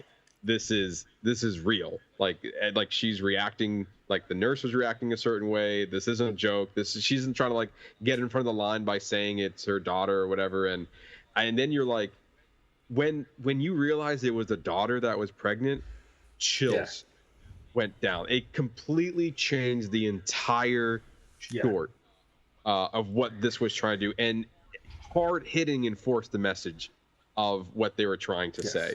And I was like, wow, that was honestly the only one out of all of the 5 shorts that gave me like a visceral reaction from. I was like, I was taken aback. I was like, I'm watching this and it's meant something else. It's like, wow, way well done to get to that point. Kirk, did we ever watch this one? I did not get to see it because I think when I clicked on the link, they took it down. Yeah. They might have taken it down. It was definitely a good one. It was a good one to watch. I will give it that, and it did a really effective job of telling its message. All right, so then we'll move on to Night of Fortune, where this elderly man is going through this experience of seeing his wife in the morgue, and this is his experience of saying goodbye. I thought it was fun. It's got some quirkiness wrapped around it with this weird guy who he meets in the morgue, who you think he's saying goodbye to his wife, but really he's just seemingly is a random person. But at the end, you learn that it's what it is that he's struggling to still say goodbye all these years later, and he was never given the closure that he needed. So he's been telling these really weird stories. He's been like creeping in on other people's stories to say goodbye. Yeah, it's kind of like it's a sweet story under this morbid facade. More 100%. Yeah. And then we move. Oh, Kirk, did you get to see this one? So I got to see that one also. It was one of those things where after I watched it, I had to sit and process it. Right? Like, I wish I had time to watch it a second time because I did get a little lost after the bathroom scene. Yeah, that's fair. It kind of like jerked me over. So then that engagement, and then when they were in a room that neither of them knew, that's when I got confused. Yeah. Right? Like that. Yeah. So I was like, so I'm sitting there and I'm paying attention, and I'm watching their interactions and so on and so forth, and especially with the guy knowing the little like, oh, when you see her jaw. Yeah. Like, I was like, oh, he's a regular. And I'm like, all right, I'm trying to piece together the relationship and why this gentleman's here. And like, I understand the reason the guy broke the lamp. Like, I need to find something else to think about, and I'm going to fix this lamp. And then again, I was like, I completely can understand that you're looking for something else to do besides being in this particular moment. Yeah. So at the end of that, when you do the reflection, I would have rather the random stranger be there. Right? If you think about it as a full circle, right? Like, at the end of it, he was there. Yeah. This random stranger he met in the bathroom. Well, because they connected over that song, The Night of Fortune. And then, it ends with them singing the song on the bench. And that was the thing that connected them, even though they went through this really weird experience together. And hopefully, like, I wish they would have left it towards another scenario where this guy maybe has a different shirt on and he's helping in the next family. Like, that would have been a good second part to leave it to. So I enjoyed it, Sure. So then we move to The After, which is actually you can see it is streaming on Netflix. And this one had a really intense starting. I wanted to like this one more because I liked the story that they were telling. And I thought it was very, obviously, it's very horrific. Like, literally, he's out with his kids, and then the little girl gets I don't remember. Either the little girl gets stabbed and he throws the girl over. He throws the little girl over, and then he fights this guy, and then the wife. I thought he stabbed somebody. Didn't he stab the little girl? I didn't see this one. You didn't see this one? I think he stabbed the little girl and then like pushed her over. That's the what edge, it was. And then the mother went after. That's her. right. So like as just a reaction, and so but then in the process of that, our main character kind of tackled him. And took him down. And then in that then that situation was handled, and then just out of probably for the mother and the wife's concern, like out of pure shock, just reacted and jumped. Yeah, it was pretty intense. I don't know if this was based on a true story or kind of what the behind the scenes on it was, but afterwards at first when they're alive, he's like this corporate executive. He's always working, and then they pass away, and then now he's like an Uber driver. So then like you're going through that world with him where he's like experiencing different people, and it kind of ends with him seeing this couple who is like bickering about like they're like influencers and they're arguing about like the social media posts and how it only got like a little bit of views, and then like they're completely ignoring their daughter. So you're watching them argue, but then you're also, he and the little girl are they have this connection, and it's reminding him of his little girl. And like you could tell that he's just been like quiet and holding it in, and him and this girl have this moment, and when they get out of the car, she hugs him and he just breaks. Like it's the after. Like he finally, it was like almost like the moment of him. I think what it was is that she hugged him the exact same way that his little girl hugged him, and it just broke him. And he just ends it just ends like that. I guess maybe the death scene was a little off-putting for me. Like this random guy wearing a mask, he's just gonna stab your little girl and throw her over. Like to me, it was a little bit beyond the suspension of disbelief. And I don't know what the specifics around creating that event that way. But I liked what came after it. I don't know, Matt. What are your thoughts? Yeah, I just honestly the whole thing just felt very random Yeah. to me. Like I understand what they were going for by the end of it. Like I get it. It's just the delivery on it was just very just random. Like I just felt like there wasn't a lot of connective tissue between one or the other. That's like again, I understood what they were going for. I think the execution of that just kind of fell short for me a little bit. Agreed. So then I think this is our final one for our live action shorts, which is The Wonderful Story of Henry Sugar. This is actually was written and directed by Wes Anderson. It's on Netflix right now. It's starring Benedict Cumberbatch. It's got a couple other big actors in it. I mean, this one's highly produced. Like you can definitely tell the production value of this one. I loved how it played out like a play. It was very entertaining. I thought it was a really cool story. It was fun. It was a fun short. Kirk, what are your thoughts? Yeah. I enjoyed it also. I enjoy his range, but I understand his style. Right? So I continued watching it. I enjoyed how that he was a privileged person, stumbles upon this book, and so on and so forth. I did like the end part when they actually tried to solidify it with real characters. Yeah. So it then made it not as whimsical as they were presenting it to at the beginning.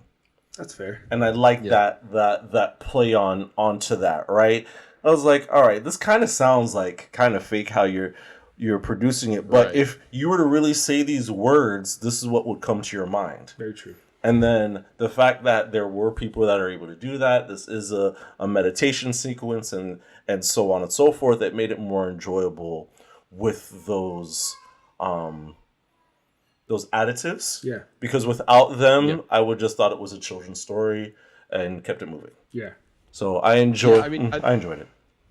See, I think you're right about it. Like without Wes Anderson's style, it becomes a different movie from that. I think part of the appeal is just you're watching a Wes Anderson film, you're watching a Wes Anderson short, you're watching a Wes Anderson production, and you can feel that throughout the entire movie. The quick dialogue, the quirkiness of it all, the moving set pieces, and like the interesting animation that there's used in there, and the effects that there's used. It's done very entertainingly, and that's what made him very popular to begin with all of his movies. And he just brought that to this short. And to me, I really enjoy this one. Like this one was meant to be entertaining, and the story was actually pretty good. I was pretty engaged with the story from start to finish, and easily probably the most highly produced one out of all of them.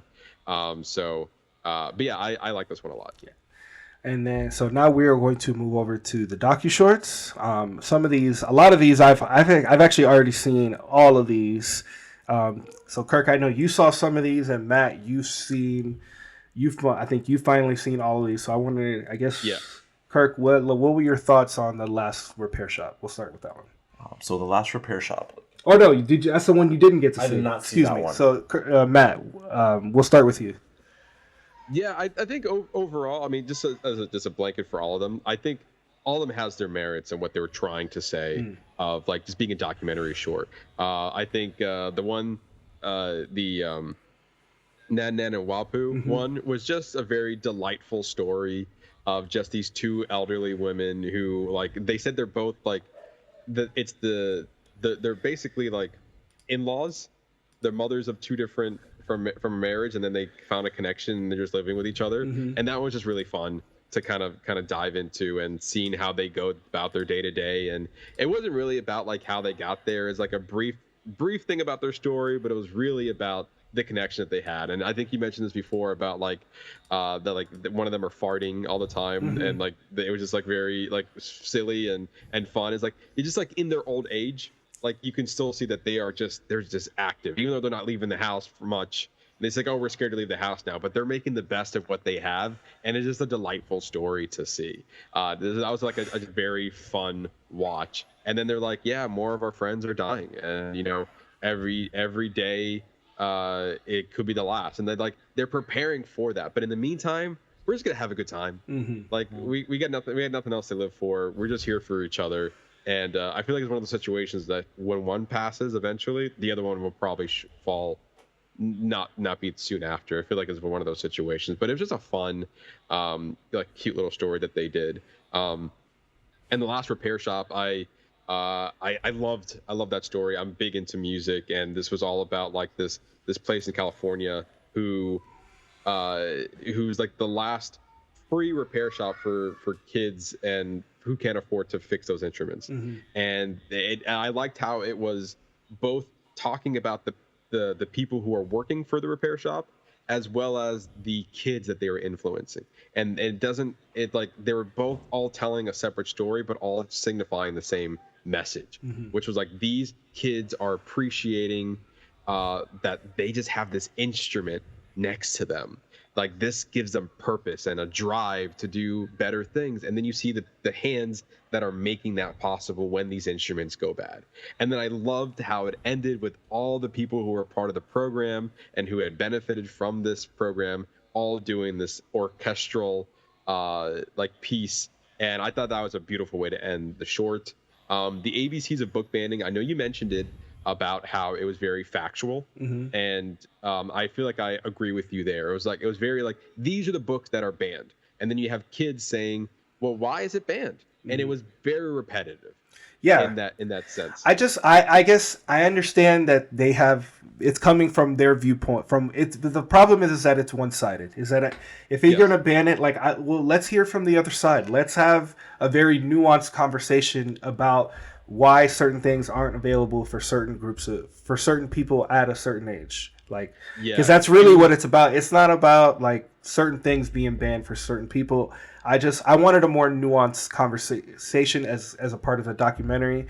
It's too evident that it was one-sided. Did you get to see this one? I did not. Yeah. So it was more about the outcome of a situation, less of the how we got here. Correct. It's just more like we're here now and the kids don't like it. And I just felt like it was, to your point, it was very one-sided, and that's fine. I don't mind a documentary being one-sided. That's perfectly fine. But that I just wanted a little bit extra to make me feel something, because you're just flashing book covers and saying it's banned. Yeah. That doesn't mean anything to me. And then you're seeing the kids like, I read this book and I thought it was fine. Like, why are they banning this? Yeah. Like, we know that already as a society. Like, this is kind of silly that they're banning books that we read as children. I can be on your side, but let me hear both sides. Otherwise, don't make me do more work. Like, you're giving me a documentary to give me the information. But it's too obvious that you left information out for me to get there with you. Like, get me there with you. At the end of it, I should be on your side. Now, I shouldn't be like, well, now I need to do more investigation to be on your side, instead of being like, well, I don't know. I wanted a little bit more from it. That's all. I feel like also it's like one of those situations where like, I'm already agree with you. Yes. So I understand what you're saying, but you didn't give me a reason in the documentary why I should agree with you. Like, I think but even though, like, me just being aware of our society, I already agree with you. Like, I agree that these books should not be banned. But the documentary itself did not tell me why I should be agreeing with you. So, to your point, yes.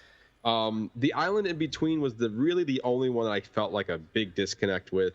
I feel like the delivery of this was kind of slow.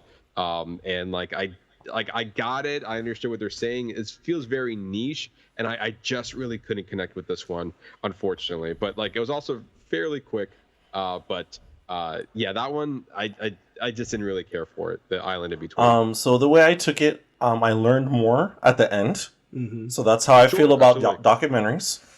And if I was to ask about this region, this would be a perfect film to offer. If that makes sense. So Like I the was issue with yeah, Taiwan like and China. correct. If I wanted to just start the understanding of the conversation, watch this film. If you have any other questions, let's embark on other questions of why the shuttle's not working and things to that extent. Because, like you've mentioned before, it's about starting the conversation. And we know the world we live in. I would rather watch this documentary and utilize this as a starting point if anyone is to bring up this particular conversation with me. Well, I don't know much about it, but I did watch this. I learned about this. I love that little music building they had that changed different colors with the pop star. So like I said, I have enough to have a conversation now because of the documentary. Because just like, and the quality was good. Because I watched the Disney documentaries and things to that extent. I would click on that if I was midst a break of something. It was the perfect amount of information that I could absorb without losing more. True. Okay. So I liked it. And the last one, the Barber of Little Rock, I feel like this one had in my opinion, the stronger message out of all the ones that had to 100%. offer. And it was also the one that, like, I thought it was very well executed. It told you what this was about at the very beginning, and then you were able to go along this journey of like how this guy is just trying to do right by his community for a group of individuals that felt like they weren't treated correctly, or like they didn't really weren't given a fair chance because society didn't allow them to.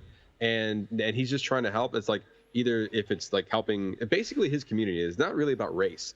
It's just people who are just like down on their luck, and it's like they just need a little bit of help to get them back, or to give them confidence that they can run a business even though the other banks are saying that you can't. And yes, it was primarily about the black community, but it was also about other people who are just not fortunate enough to like have money, that kind of fell on rough times, and he's providing a service that just like he treats people like humans. Yes. 100%. Yes. And it's not like a profitability margin. It's like, what's my best return if I invest this money? Like, no, if you put in the community and you what's the word? If you trust in the people that they can do something. Yeah. Like, you're giving them that hope. You're giving them that drive to be better, to do better. And then that comes back in return. I feel like this message was so strong of just being for humans, like just have faith in people, and they will come back in return in a big bad way that you didn't feel before, and like trust that, even for some people who just made a mistake and went to prison and now they're back and like, I'm just trying to go back into society, and like he's given options for that. So like, powerful one for sure, of like really hitting home that message that they had. True. Did you get to see this one? Yes. Loved every moment of it. So with me, that was, out of watching all of this was the first one I shared at the end of watching it. So if that makes a difference on how I've been knocking these out, because the message, the fact that they showed the times, Yeah, absolutely. and it was one of those type of things where I know barbers that have this exact same story, and they would loop that in their barbershop over and over again. Because you're right, it is about sparking that intellect. I think they did that thing where the two guys stood in front of each other. Yeah, they did a lot of practice and training. And to that connection is like, listen, like, this is, I know you're a barber, but I have 100 clients, and I know when the ups and downs in life happen. And you are that pulse in the community, right? So take this opportunity seriously. See what you're really doing for someone. Like, sometimes this is the only connection they get all week. True. Yeah, very true. So I enjoyed that because, we've all been single at one particular time, and like known that we've just worked a long day, a longer week, and a longer month. So sometimes when I used to go to the barber, those are the times I just relaxed the most. Yeah. He'd ask me how my day was. That's the first time anyone asked me how my day was in a while. And you can chit-chat or discuss and so on. So I really enjoy the documentary because it can hit a lot of any ages, right? Like, yeah, absolutely. Especially if kids are coming out of high school. What should I do? It's a low risk, high reward type of experience for young. It's a skill. And it's a skill that can then connect and build businesses. So I was a big fan of that one. I think Mm-hmm. what was great is that he used the job of the barber as a way to tell people how to market themselves. He's like, you don't want to open your barbershop right off rip. You need to go work for somebody else. You need to build your clientele, and then you take your clientele, and then you open your own business. He's like, build your client base first. And it was just like, build your client base, learn how to market yourself, like get people to come only to you, like build consistency, like build your own little shop in this bigger shop, and just like, and how that can translate to any line of business, really. Yeah. Really well done. Absolutely. 100%. All right, so then now we're going to move over to the documentaries. So these I've already seen. So Matt, I'll throw it to you to kind of go over them.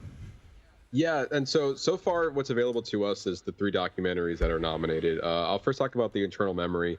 I feel like this one, as much as I understood the message that's driving home, it's more of a sweet story. I feel like it was just very slow and very repetitive of what they were trying to say. It's like, I understand that the whole documentary is about these 2 people who are in love, and mainly for the woman to like how much love she has for her husband, like because she is doing all the work to make sure that he remembers and being taken care of, and just keeping that love alive in that relationship, even though he's experiencing Alzheimer's, and like she's doing the best as she can. You know that it's rough, but at the same time, like she's doing the work for it, and not a lot of people do that for their significant other, and sometimes they just have somebody else deal with it.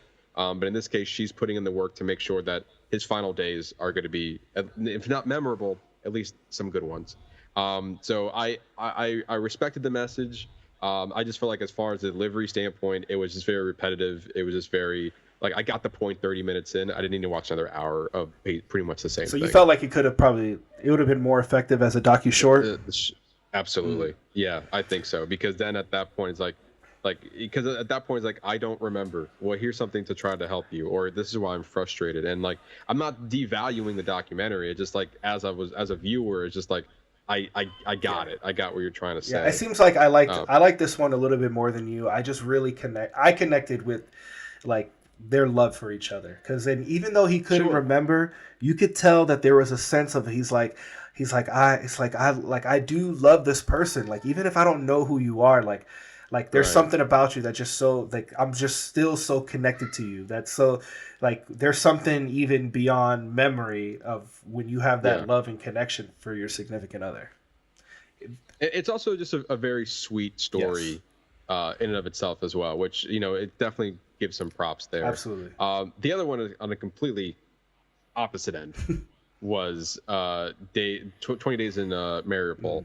And that one was a rough watch. You're seeing kind of the start of the Russians invading in Ukraine. I guess invading Ukraine, and seeing basically the start of that war, and some journalists that were involved there.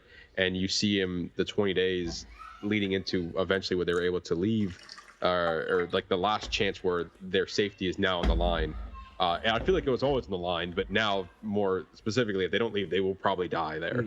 And it was just a very sad story. They showed a lot of imagery that is just very hard to watch.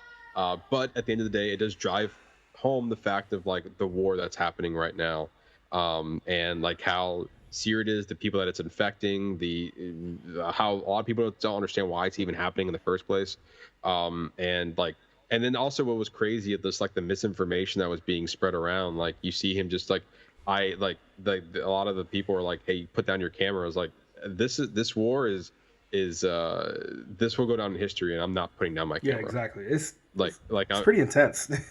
It's very intense, and again, a lot of hard to watch moments throughout this whole thing, because you're seeing dead children on the street.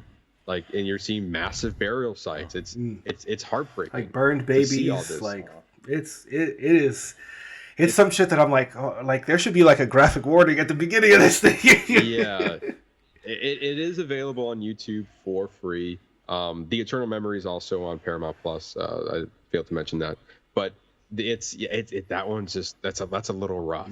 But the message is there. It drives it home. Yes, absolutely, 100%.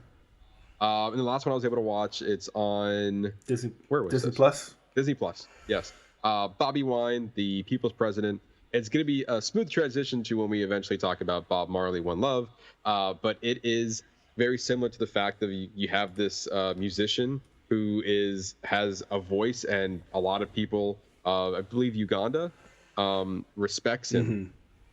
And like throughout his music, he's trying to promote peace and just be mindful of the political atmosphere that's going on right now, and then eventually starts running for office to become president because of all the people. And then you just see how that political system is just skewed, and like how they operate is just awful. And like people are dying in the streets for this, and how just really unjust all of that situation was. It was pretty eye-opening that like you think that this was happening years ago, and you're like, no, this happened like 2 years ago. Like this is happening right now in other parts of the country. It was pretty eye-opening as talking about Kirk when you were mentioning of like how you see other parts of the country and how they deal with things. This is just, wow, this is happening right now today, not like 20 years ago of how we used to do things. It was kind of heartbreaking, kind of eye-opening, and a very powerful documentary, as well as the music was good too. On a side note, like I enjoyed the music as well.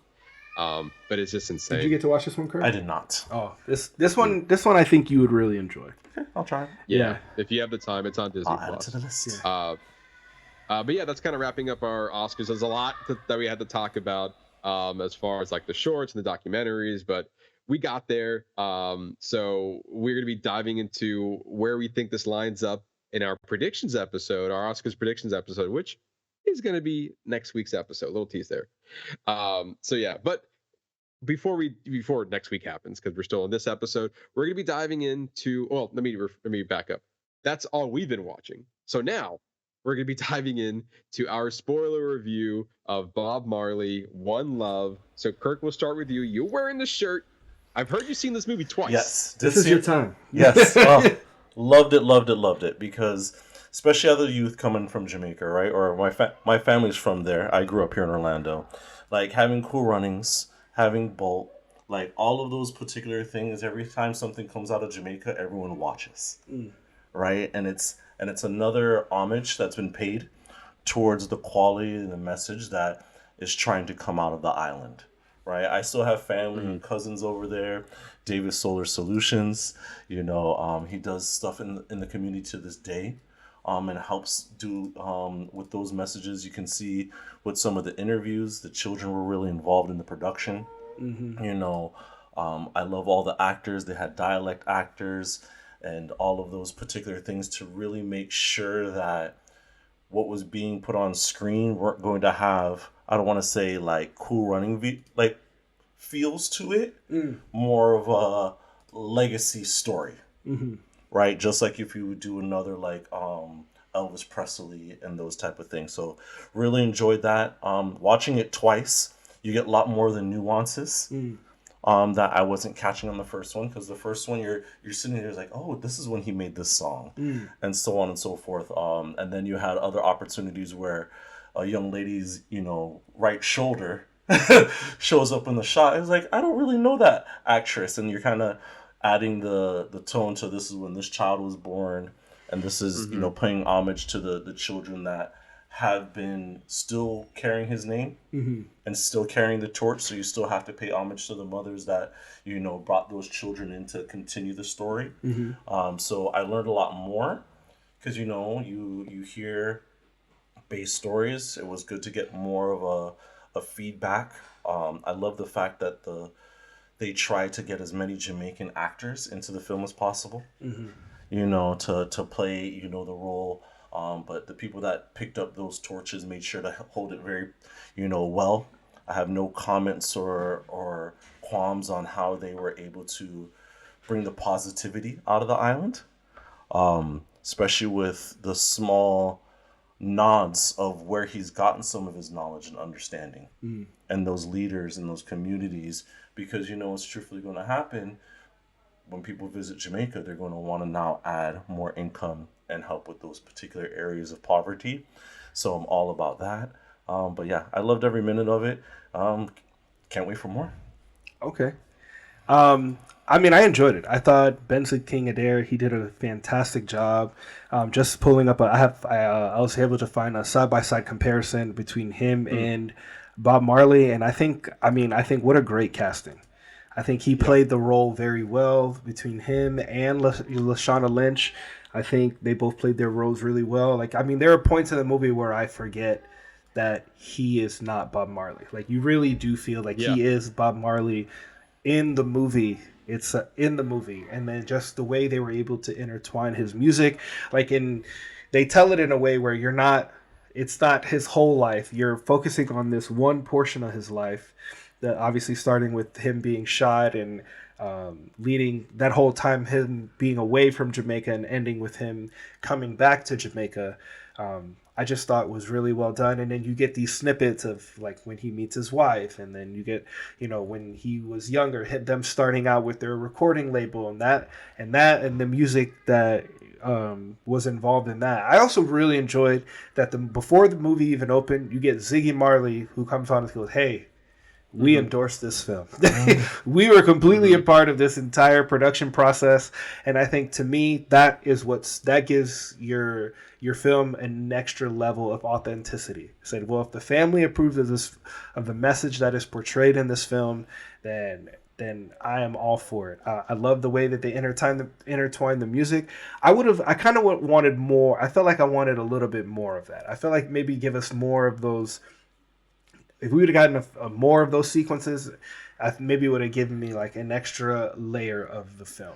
But I thought, like, seeing the relationship with his family, and they didn't even really focus on like all like the weed smoking or anything like that. They made it a part of the film, but it wasn't like the primary focus of like all of everything that had happened. You do get seeing how he dealt with being shot, and the fear of wanting to go back to his homeland, and being intertwined with the Rastafarian community, and how that was affecting the politics, and what I think, it was really him dealing with being a cultural figure, and the fact that he is tied to this, and what that meant, like feeling the need that he needed to put his music out there, and ensuring what it needed to be about. And you see that fighting with his promoter about the whole Africa deal, and seeing how that scene played out. I mean, that was a really, really intense scene. How he beat him with the chair, and understanding, he goes, it's not about the money. Like, and I love that, like showing that his music and what he was putting out was not about the money. It was about the music and the message, and that the money will come later. I also really enjoyed that this movie was. It can be enjoyed by a younger audience. Like, I took my son to it, and like they were able to showcase the infidelity, but do it in a subliminal way where it wasn't like really in your face. It was only there if you were really paying attention. But yeah, and then the way they were able to address that. I mean, literally, Lashana Lynch, she played her role so well. I mean, you see that whole argument in the street where she slaps the shit out of him, and you just see his dreads go flying in the air.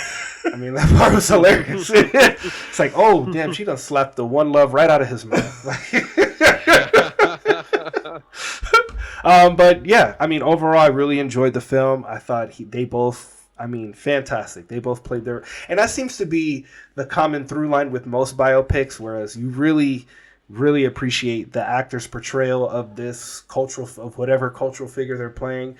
But then where the movie is like, overall, like, it's good. Like, you're like, not like overly amazing, but not like, but not under delivering. Do you get what I mean? Like, it's good. Matt, what are your thoughts? Yeah, I agree with you that Kingsley Ben-Adir and Letitia Lynch did a fantastic job portraying Lashana Lynch. Sorry. I think they did a fantastic job portraying the roles of Bob Marley and his wife, and I feel like I had a slight problem with this movie. One, like I said earlier, I watched it right after Madam Web, so I wasn't really in the right mindset to go watch a completely opposite movie than what I just watched. So I think this had something to play with it, a small part of it. But I think overall I felt that there was just a small disconnect emotionally, because I was kind of thrown off in the beginning of the movie, where it was like Bob Marley, already a star. All right, moving on. Like, they completely brushed over his early career, and I thought that's the movie I was getting. I thought it was more of an Elvis situation where I was getting an overview of his life, and I was kind of taken aback at the beginning where we're gonna start at like pretty late in his career, like almost the end, after he's already because he died in 81. Yeah, he died in 81. Yeah, and like we're gonna start when he's like already produced like 6 albums, and so like. For me, a person who is not overly familiar with his life and only are familiar with a few of his songs, probably his biggest hits, and has not dived into his deep catalog of songs. And the thing that I do know from Bob Marley is that he always promoted peace, and you know his songs were sometimes political, like obviously driving a message home. Mm-hmm. I was able to I got all that prior to this, but there was a disconnect for me emotionally of why is he such a cultural icon? I just know that he already is. Mm-hmm. I didn't know how or why we got there, and that's where my biggest disconnect with the movie was, because I'm like, people love him and people respond to his music well, and I'm like, but why? How did we get here? How did we get to him being so beloved? I'm just told as the audience, like, well, he is. And now we're gonna move on. I was like, I just want a little bit more. I can see that. A little bit more from. So it's not like you like not understanding like that the music is so good. You kind of want to see like the specifics of like, well, why is this music hitting so even culturally in Jamaica, but we're talking his music worldwide, like how like worldwide. To the masses. Okay. Well, even in Jamaica, like I can physically see that he's drawing a crowd to his concert. Like I get that, but even so, like why did Jamaicans like really enjoy his music aside from the fact of what the lyrics are saying and the vibe that he's putting out? Like I get that, I understand that as being alive right now and understanding small parts of his life, but the movie just failed to give that to me, and so that's where the disconnect was, especially. And I was explaining this, I forgot who I was talking to, but it was like he died in 1981. I was born in 94. I was not alive when he was alive, so like unless I physically did any research on him, like I would not know any of these small things that he was going through. So it took me to then do research later to figure out a couple of things that I might have been either disconnected with or might have missed in the movie that the movie was trying to portray. And we've talked about this before. It should be the movie's job to get me there, not me having to look at it afterward. Yeah. And I feel like in this case, I felt like I should have watched a documentary first before I dived into this movie, because there was a lot of aspects of this I just didn't connect with. But I got the message that he was portraying. Obviously, it's the message of Bob Marley, peace. And like I also enjoyed the process of him making the music for Exodus. The part that frustrated me a little bit with it was like when he's like in concert and they are like writing songs for it, they're like playing like the score. And I was like, not for nothing, but Bob Marley has a lot of songs you could have picked. Why are we playing the score here? Like I would have like, why are we brushing over the fact that he's touring around the UK under a score? No, play the music. Play the music. Like make me like, why are there so many people in the crowd? Like play the music that he's putting out in this album. Don't brush over. So you wanted more Bob Marley is what I'm saying. Is what I'm hearing is that you just wanted more from the story, even if it meant more time in the theater. You just wanted more story to connect with. Yeah, I think I mean this movie was actually rather short too. It was like an hour 45. True. That's very true. You could have given me I could have sat there for 2.5 hours for the sake of argument. Yeah. And easily. And like and you would have gave me a complete story from beginning to end. I would appreciate that a lot more. I mean, Elvis did that. Elvis made some choices in that film. Very true. That didn't really resonate. Like a lot of people had problems with it. Like I understand that. I was there for that. But I understand. I feel like, but I feel like in a way that you had a lot of good in this movie, that if you just were able to give it some time to breathe and expand on a few elements and just let Bob Marley be Bob Marley, like then I feel like I would have connected with it. Because like even like the man on the horse, I didn't get that until I was watching some like behind the scenes of it. It's like, oh, well, this is supposed to represent the father he never knew. I was like, well, you could have said that. He could have said "daddy" or something in the flash in the dream sequence. Papa. Well, you could have. They did when she was walking through the door, and he's like, "They can stay with your family." But that was a flashback scene. We're talking about the physical, the actual dream sequence. Oh, because that's the only image they actually have of him. Yeah, so that's I know. why they were utilizing it so much. But obviously, they didn't want to keep using that same actor over and over again. Yeah. You know, but I'm picking up what you're throwing down. I just wanted. I could see that. I see what you're saying.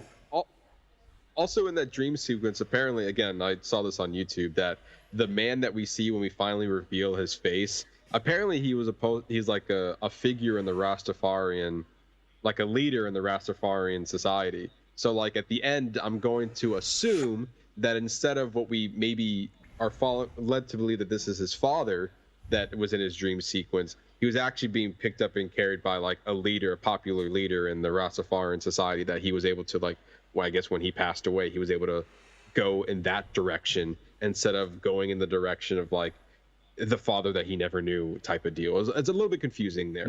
But I was like, again, these are a few things that need to be explained to me.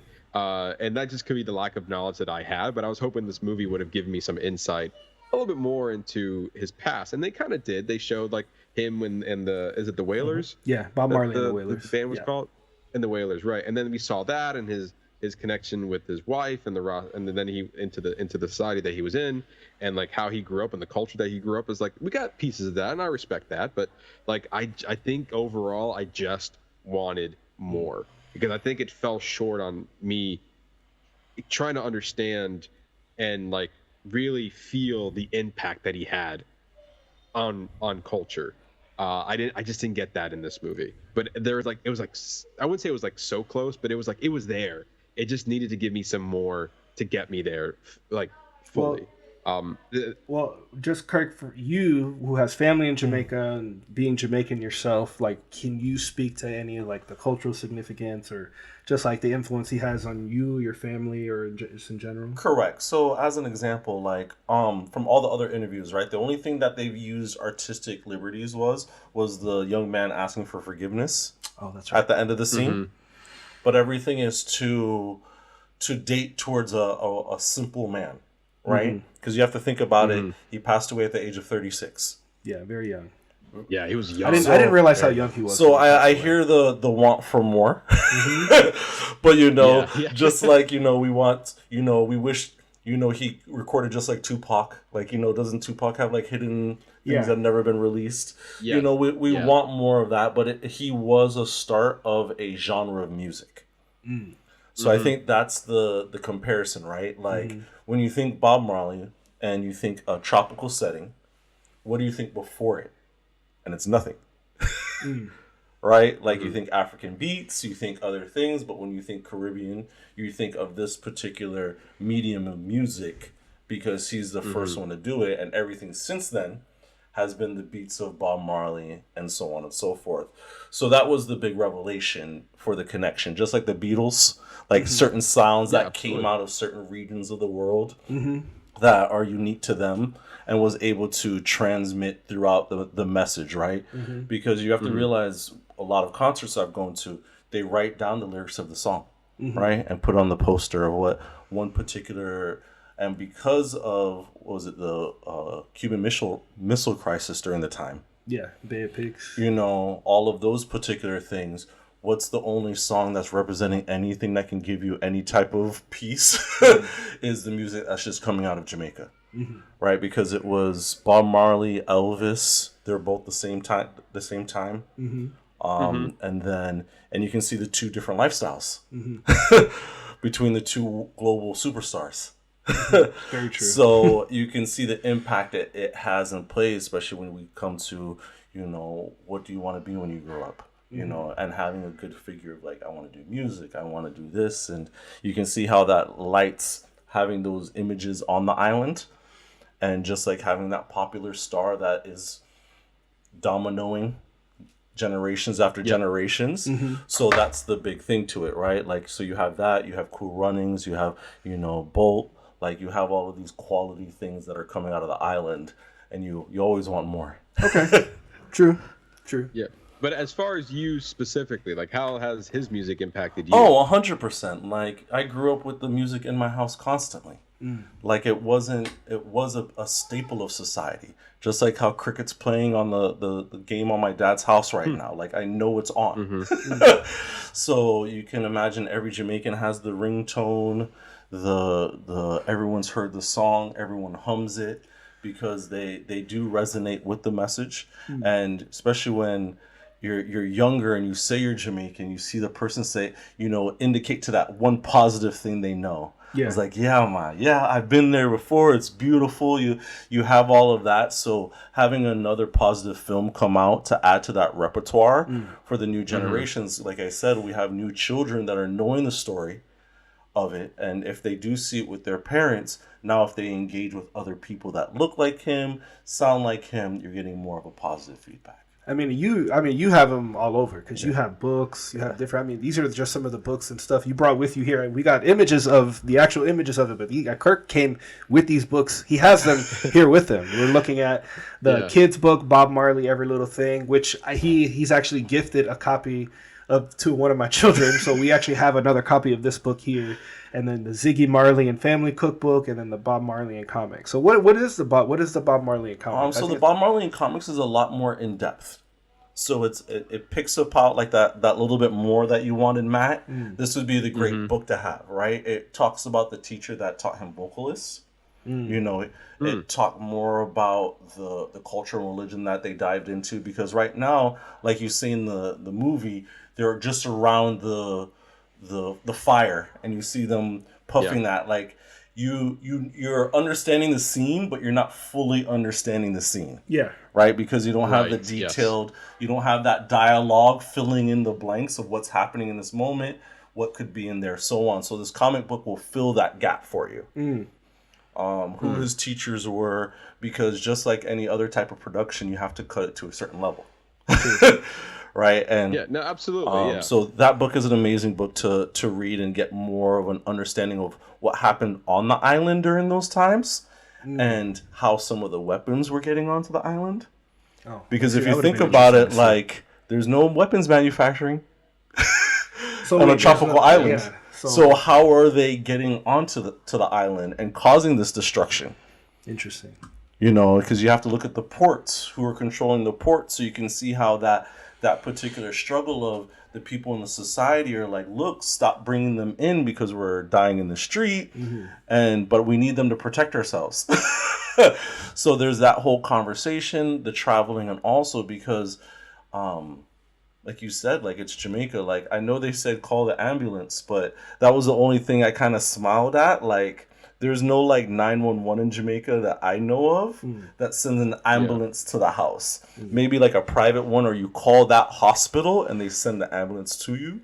But that was an interesting scene when it comes to that type of stuff. But I enjoy it. I'm glad to show my children this, just like Cool Runnings and all of those other great films. It's another good representation that I appreciated. Yeah, I do. I really like the fact that it's kind of made for a younger audience. Like the fact that an introduction, like if you want to kind of give them, using a movie to give them the brief history of him, it's like this is a good intro to that. I can see it being played in colleges and high schools. Yeah, well, yeah. Like here, we're gonna watch this movie today. Yeah. Movie day in class. Learn a thing, substitute day. Teacher's got a hangover. Watch this movie. I do know as far as like, because I think it's kind of reviewed fairly poorly. Yeah. No, we're not. Well, on the lower end, it's got mixed reviews. It's got mixed reviews for sure, and I think I can understand where the critics are coming from. But I feel like that most of this, like I'm getting so 42% as the critic score and 92% on the audience score.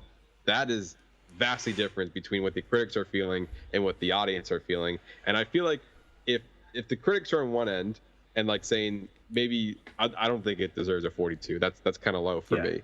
But I'm kind of like, I can see what they're talking about, but maybe I can get it to their Rotten Tomato score metrics, get it to fresh, and be like it's like in the 60s range and maybe in the 70 range. The audience is where I feel like where you are, Kirk, is like 92. This is a great movie. I respect the message that it's at. So like I can see both ends. I think 42 is a little low, but obviously as you see here, the box office numbers, the audience is responding extremely well to this. Given that not much is out right now that can attract to people, people are resonating with the Bob. Not like Madam Web, exactly. Bob Marley One Love is resonating and attracting a lot of attention. I mean, right now domestically, it's hit $71 million in its second week, which is pretty good for a movie to be released in February. Internationally, it also did very well with 49 million. And now, at the time of this reporting, we're at 120 million worldwide. That's pretty incredible, given that it's only in its second week. And there's not really anything that's coming out. Scratch that. Next week, Dune comes out, so that's going to be the one that's kind of that'll be it to kind of knock it out.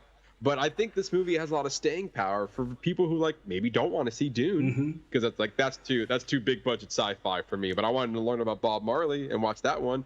I think it's like I think people who are going to go see Dune is not the same audience who are people who are going to see Bob Marley. Oh, I agree. I mean, I am. I'm going to see both, but I'm a different person. We're different. We're the exception. We're binges. We'll watch anything. Emotional roller coaster you guys go through. Yeah, we watch anything. Literally anything. Yeah, that's true. But the majority of people are like, "Oh, I'm here to see Dune," and then they're not coming back until another sci-fi movie. We're literally back there every weekend. Yeah, exactly. But yeah, I think it proves with the positive audience score, extremely positive audience score, as well as the success and financially that it's doing. The movie's done well, and I can see it. Like I said before, I feel like for me it's missing a few things that I just like because I didn't grow up with it. So like I feel like it's a lot of things just doesn't connect with me, and I have to do the research for it. I am interested in watching a documentary. I think there's a 2012 documentary called Marley that kind of dives into a lot of this. And I spoke to my mom, speaking about her again.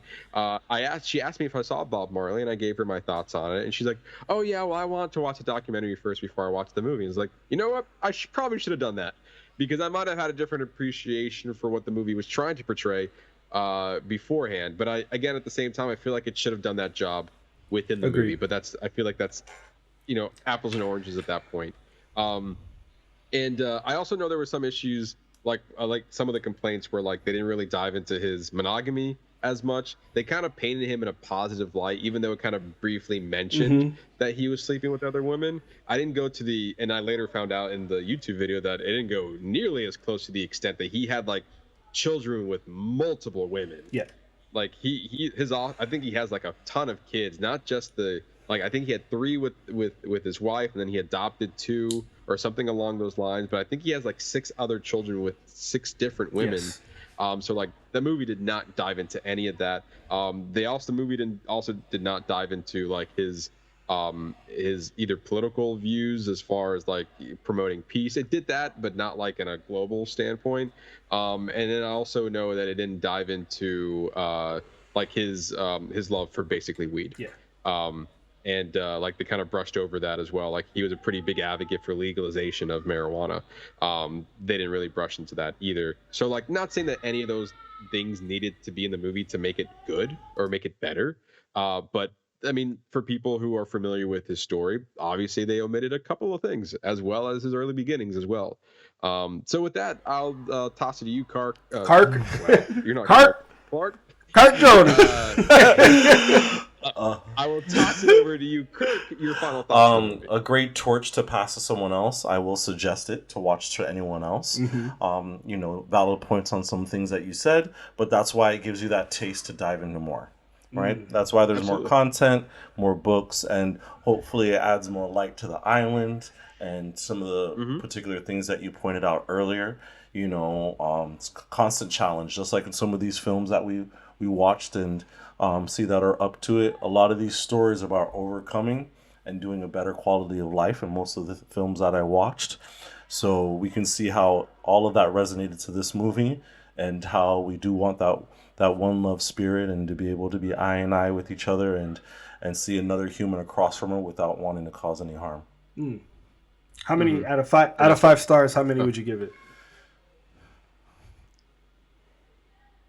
4. 4 stars. Okay. Solid 4 stars. I'm adding it to the collection, right? I'm purchasing it Just you're gonna get that. Like I'm going to copy. buy it. Like yes, just like I bought the books. If there's a platinum and steel version, I was looking for tins and the merchandise at the store, well, at the AMC. Stubs. I would have bought it. Just throwing that out there. It's true. If they had a Bob Marley bucket, they would have easily sold some. I enjoyed it. I think it was really good. We got a little bit of exploration through his music. I do feel like we should have gotten more. I would have loved more exploration of his early life. I do agree with you. I mean, I would have sat through another 45 minutes, like making it a 2.5 hour movie. Like I would have easily sat through that. But I do enjoy that they left it broad enough where it's like a base overview of like what he was about, like of what his life entails and what he was about. So I do appreciate the fact that they gave us that, and the fact that, we didn't get some of these other things, but it just seems like they wanted to capture that younger audience, and that even like younger kids can still watch it and enjoy it and still understand who he was, and that if they wanted to do more, to learn more, then they can do more research about his life and what he was about. So as far as rating, I'm gonna go 3.5. 3.5. Yeah. So me personally, I gave it a 3, but I can, after this conversation, I can push to 3.5 as well. Okay. It's not to say that I did not enjoy this movie. I did. It just, like, for the reasons I've already explained, it just kind of missed the mark on a few elements that made me really enjoy this movie. But for the most part, I enjoyed the performances. The music was also great needle drops on a lot of his iconic songs. Yeah. Also, just as we're looking at it, and it's here right now, I think this is a great poster. Yeah. I really, really like this poster. Really well done. I think it's really well done, showcasing like the lights as his colors, and like this aesthetically looks really nice as far as a poster is concerned. So I thought they did a really good job like creating this movie. It did help that the Bob Marley Foundation, his estate, his family approved of this movie. It definitely showcased him in a positive light. Whereas some of the other things that I mentioned is like, well, he wasn't as squeaky clean as this movie had maybe portrayed. But I think in some cases there's worth forgiving in those elements because I think overall the message that they were trying to portray, I think it was there. Yeah. I think I was able to appreciate the message that was there, promoting peace and like through his music, and we get to learn a little bit about it. And then it comes to the point where it's like, I didn't get everything I wanted from this movie that I feel like it probably should have given us. But to Kirk's point, they have documentaries, they have books. There's a lot of other platforms that if you want it and learn more about it, it's there. It's just if you want to go down that avenue or not. But I feel like this movie just doesn't give you the full scope of what his story is. And I feel like they could have easily done that if they had more time, because everything about it was there. Like I don't have any problems with the writing. I don't have any problems with the direction. I don't have any problem with the acting. It's just like, I feel like I just needed just a little bit more to get me there. But overall, I enjoyed it. I agree with Ernesto. It could be a 3.4. Question for either of you. Did any of you have problem with the accents and understanding what they were saying? No, but I know that like Edward, my younger son, he had it was harder for him. He said he struggled to understand them a little bit. I mean, but I'm used to hearing Rastafarian or that Jamaican accent. Like, I mean, whatever. Like, it's something that you have to contend with. But maybe if for me to answer your question, it was fine for me. But I saw how that could be a concern for others, because there was dialect coaches to make sure they were getting his pacing and his speaking right, and I just wanted to know how it rang true for everybody else, because obviously I've trained it and I've been around it my whole entire life, and it felt authentic. Because like I just felt like I was calling a family member, but other people hum at a different at a different things. Like, did you catch all those words? Yeah, so there are some times where you're like, you have to like really take that ear to the ground. Like, maybe, and this is not a joke, but I think it would have been beneficial to have like subtitles. Understood. I mean, I just wanted to get your guys' feedback on the like, does it throw you off? Did you? Because I'm comparing it to Cool Runnings, fake accidents, and those type of things. Did it feel authentic to you? Yes, correct. And that's why I wanted to hear like when you heard her speak and him speak and the children and all that type of stuff. Was it too fast of a dialect for you? But if you guys were able to absorb it, that's great. Yeah. Yeah, Kirk, I don't know if you know this, but I also grew up in the islands. My grandparents are from Trinidad and Tobago, so I used to visit them every summer. They, again, very strong island dialect over there. So I grew up with it. So like me watching this movie, all right, perfect, like, perfect. I understand what you're saying. But to Ernesto's point, I can understand maybe some people are having a little bit of issue trying to get the dialogue and like trying to understand everything that they're saying. But also like most people are probably going to go to watch this movie at home. That's what subtitles are for. Not subtitles don't come in the theater; they will just come at home. So if you had trouble, watch it again. Put subtitles on. Maybe you might have a different appreciation for the movie. But there you go. That's our spoiler review on Bob Marley: One Love. Pretty solid movie, especially given the movie we reviewed last week. A huge step up from that.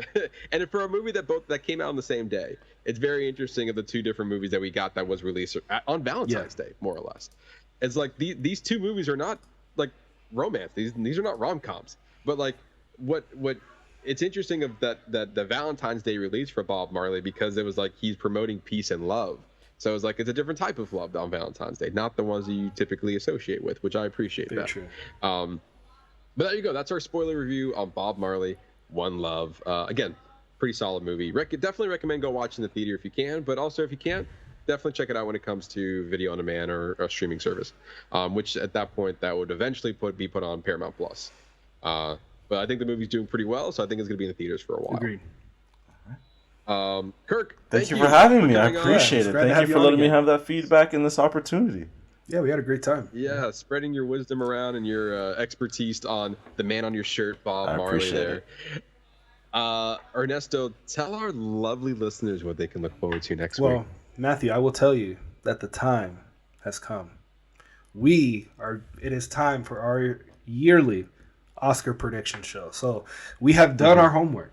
This is, and I say this every year, but we have truly never been more prepared for the Oscars than we have ever been. I think we have like maybe one or two things that we haven't hit, and that's just because they haven't been available. I've got a documentary. I've got like one more documentary I can watch that's available to us, and then I think that's it for me. I think. Oh, and I've got to finish The Color Purple. That's it. Yeah, it's going to be time. We're going to sit down. We're going to go through all the categories, and we're going to give you what our picks and what we think's going to win, what's probably going to win. And yeah, it's going to be fun. We always have fun. This is like one of our favorite shows of the year, so something we definitely always look forward to. So yeah, and then we'll give you those, and then that'll be out in a timely manner before the Oscars. I believe are March 10th. March 10th are the Oscars, so we'll do that, and then right after that we'll do our results. We'll go through all the results and kind of our thoughts on it. I don't know what we're going to be doing the night of, because I think you mentioned that you're off. I think I got my schedule that I'm off, so I don't know. We'll have to talk. We'll have to see. We'll definitely have to talk. See what we can do for that. I'm super excited for this episode. I think mainly because we put so much work into it that we're just excited to compile all that information and kind of give our honest and like we did the work. We know what's coming out. We giving you a thorough predictions episode within all this, and it's always our favorite episode of the year to do because the amount of work that we put into it and kind of making sure we're watching all these. I think at the end of the day, we're only going to be missing 3 things that just weren't available to us: a documentary, an international film, and an animated film. It's not coming anytime soon. What's interesting, I saw that Robot Dreams, the animated movie, is going to be coming in the summer to U.S. audiences. That's unfortunate. And Netflix just bought To Kill a Tiger. I just read that yesterday. So I don't know if they're going to be putting it out at a timely manner before the Oscars, or if they're going to hold on to it for a little bit and then eventually put it on Netflix. But time will tell on that. But who knows? Maybe by tomorrow we might see it on there, and then we'll get a chance to watch it. Yeah, that'd be great. And then the international film, I forgot what one that one was El called. Capitano? Yes, I think you're right. That's not. I've seen no signs of that even coming anywhere, so it's just not going to be in the cards for us to go watch that. But not watching 3 out of all the other ones, that's pretty good. Pretty good. And then it'll be we get to reset and start planning for next year. Yes. Summers. But yeah, I can't wait for this episode. It's going to be good. I'm so ready for it. We're doing that later this week. But yeah, Kirk, again, thank you. For those who want to find you, I know you're a photographer. Where can people find all your work? So I'm on Positive Proof Photography. So I'm doing that. If you're looking for any type of headshots or photos or videos, I'm going to start diving into more of my sign language and be able to help with that community. And I'm trying to get my drone certification this year. Okay. So I'll be adding some services onto my ranks of offerings in the upcoming future. Yeah, and we'll link that in the show description so people can check that out. Mm-hmm. And check out your work. Absolutely. And if you want more from us, you can always follow us on social media channels on Facebook, YouTube, and TikTok at Box Office Bingers, our X and Letterboxd page at Box Office Binger, and our Instagram and Threads page at Box Office _Bingers. All of these, I hit my mic. All of these streaming services, I'm losing it. All of these social media channels have something different to offer. You can go to our YouTube page to see our lovely faces. You can go to our TikTok page and see shorts that we put out, and then our Instagram page for Movie Showdown Mondays, as well as our Facebook and Threads page where we have all of our breaking news, as well as our all the other stuff we have there. That's drawn a blank there, but we have so much stuff on there.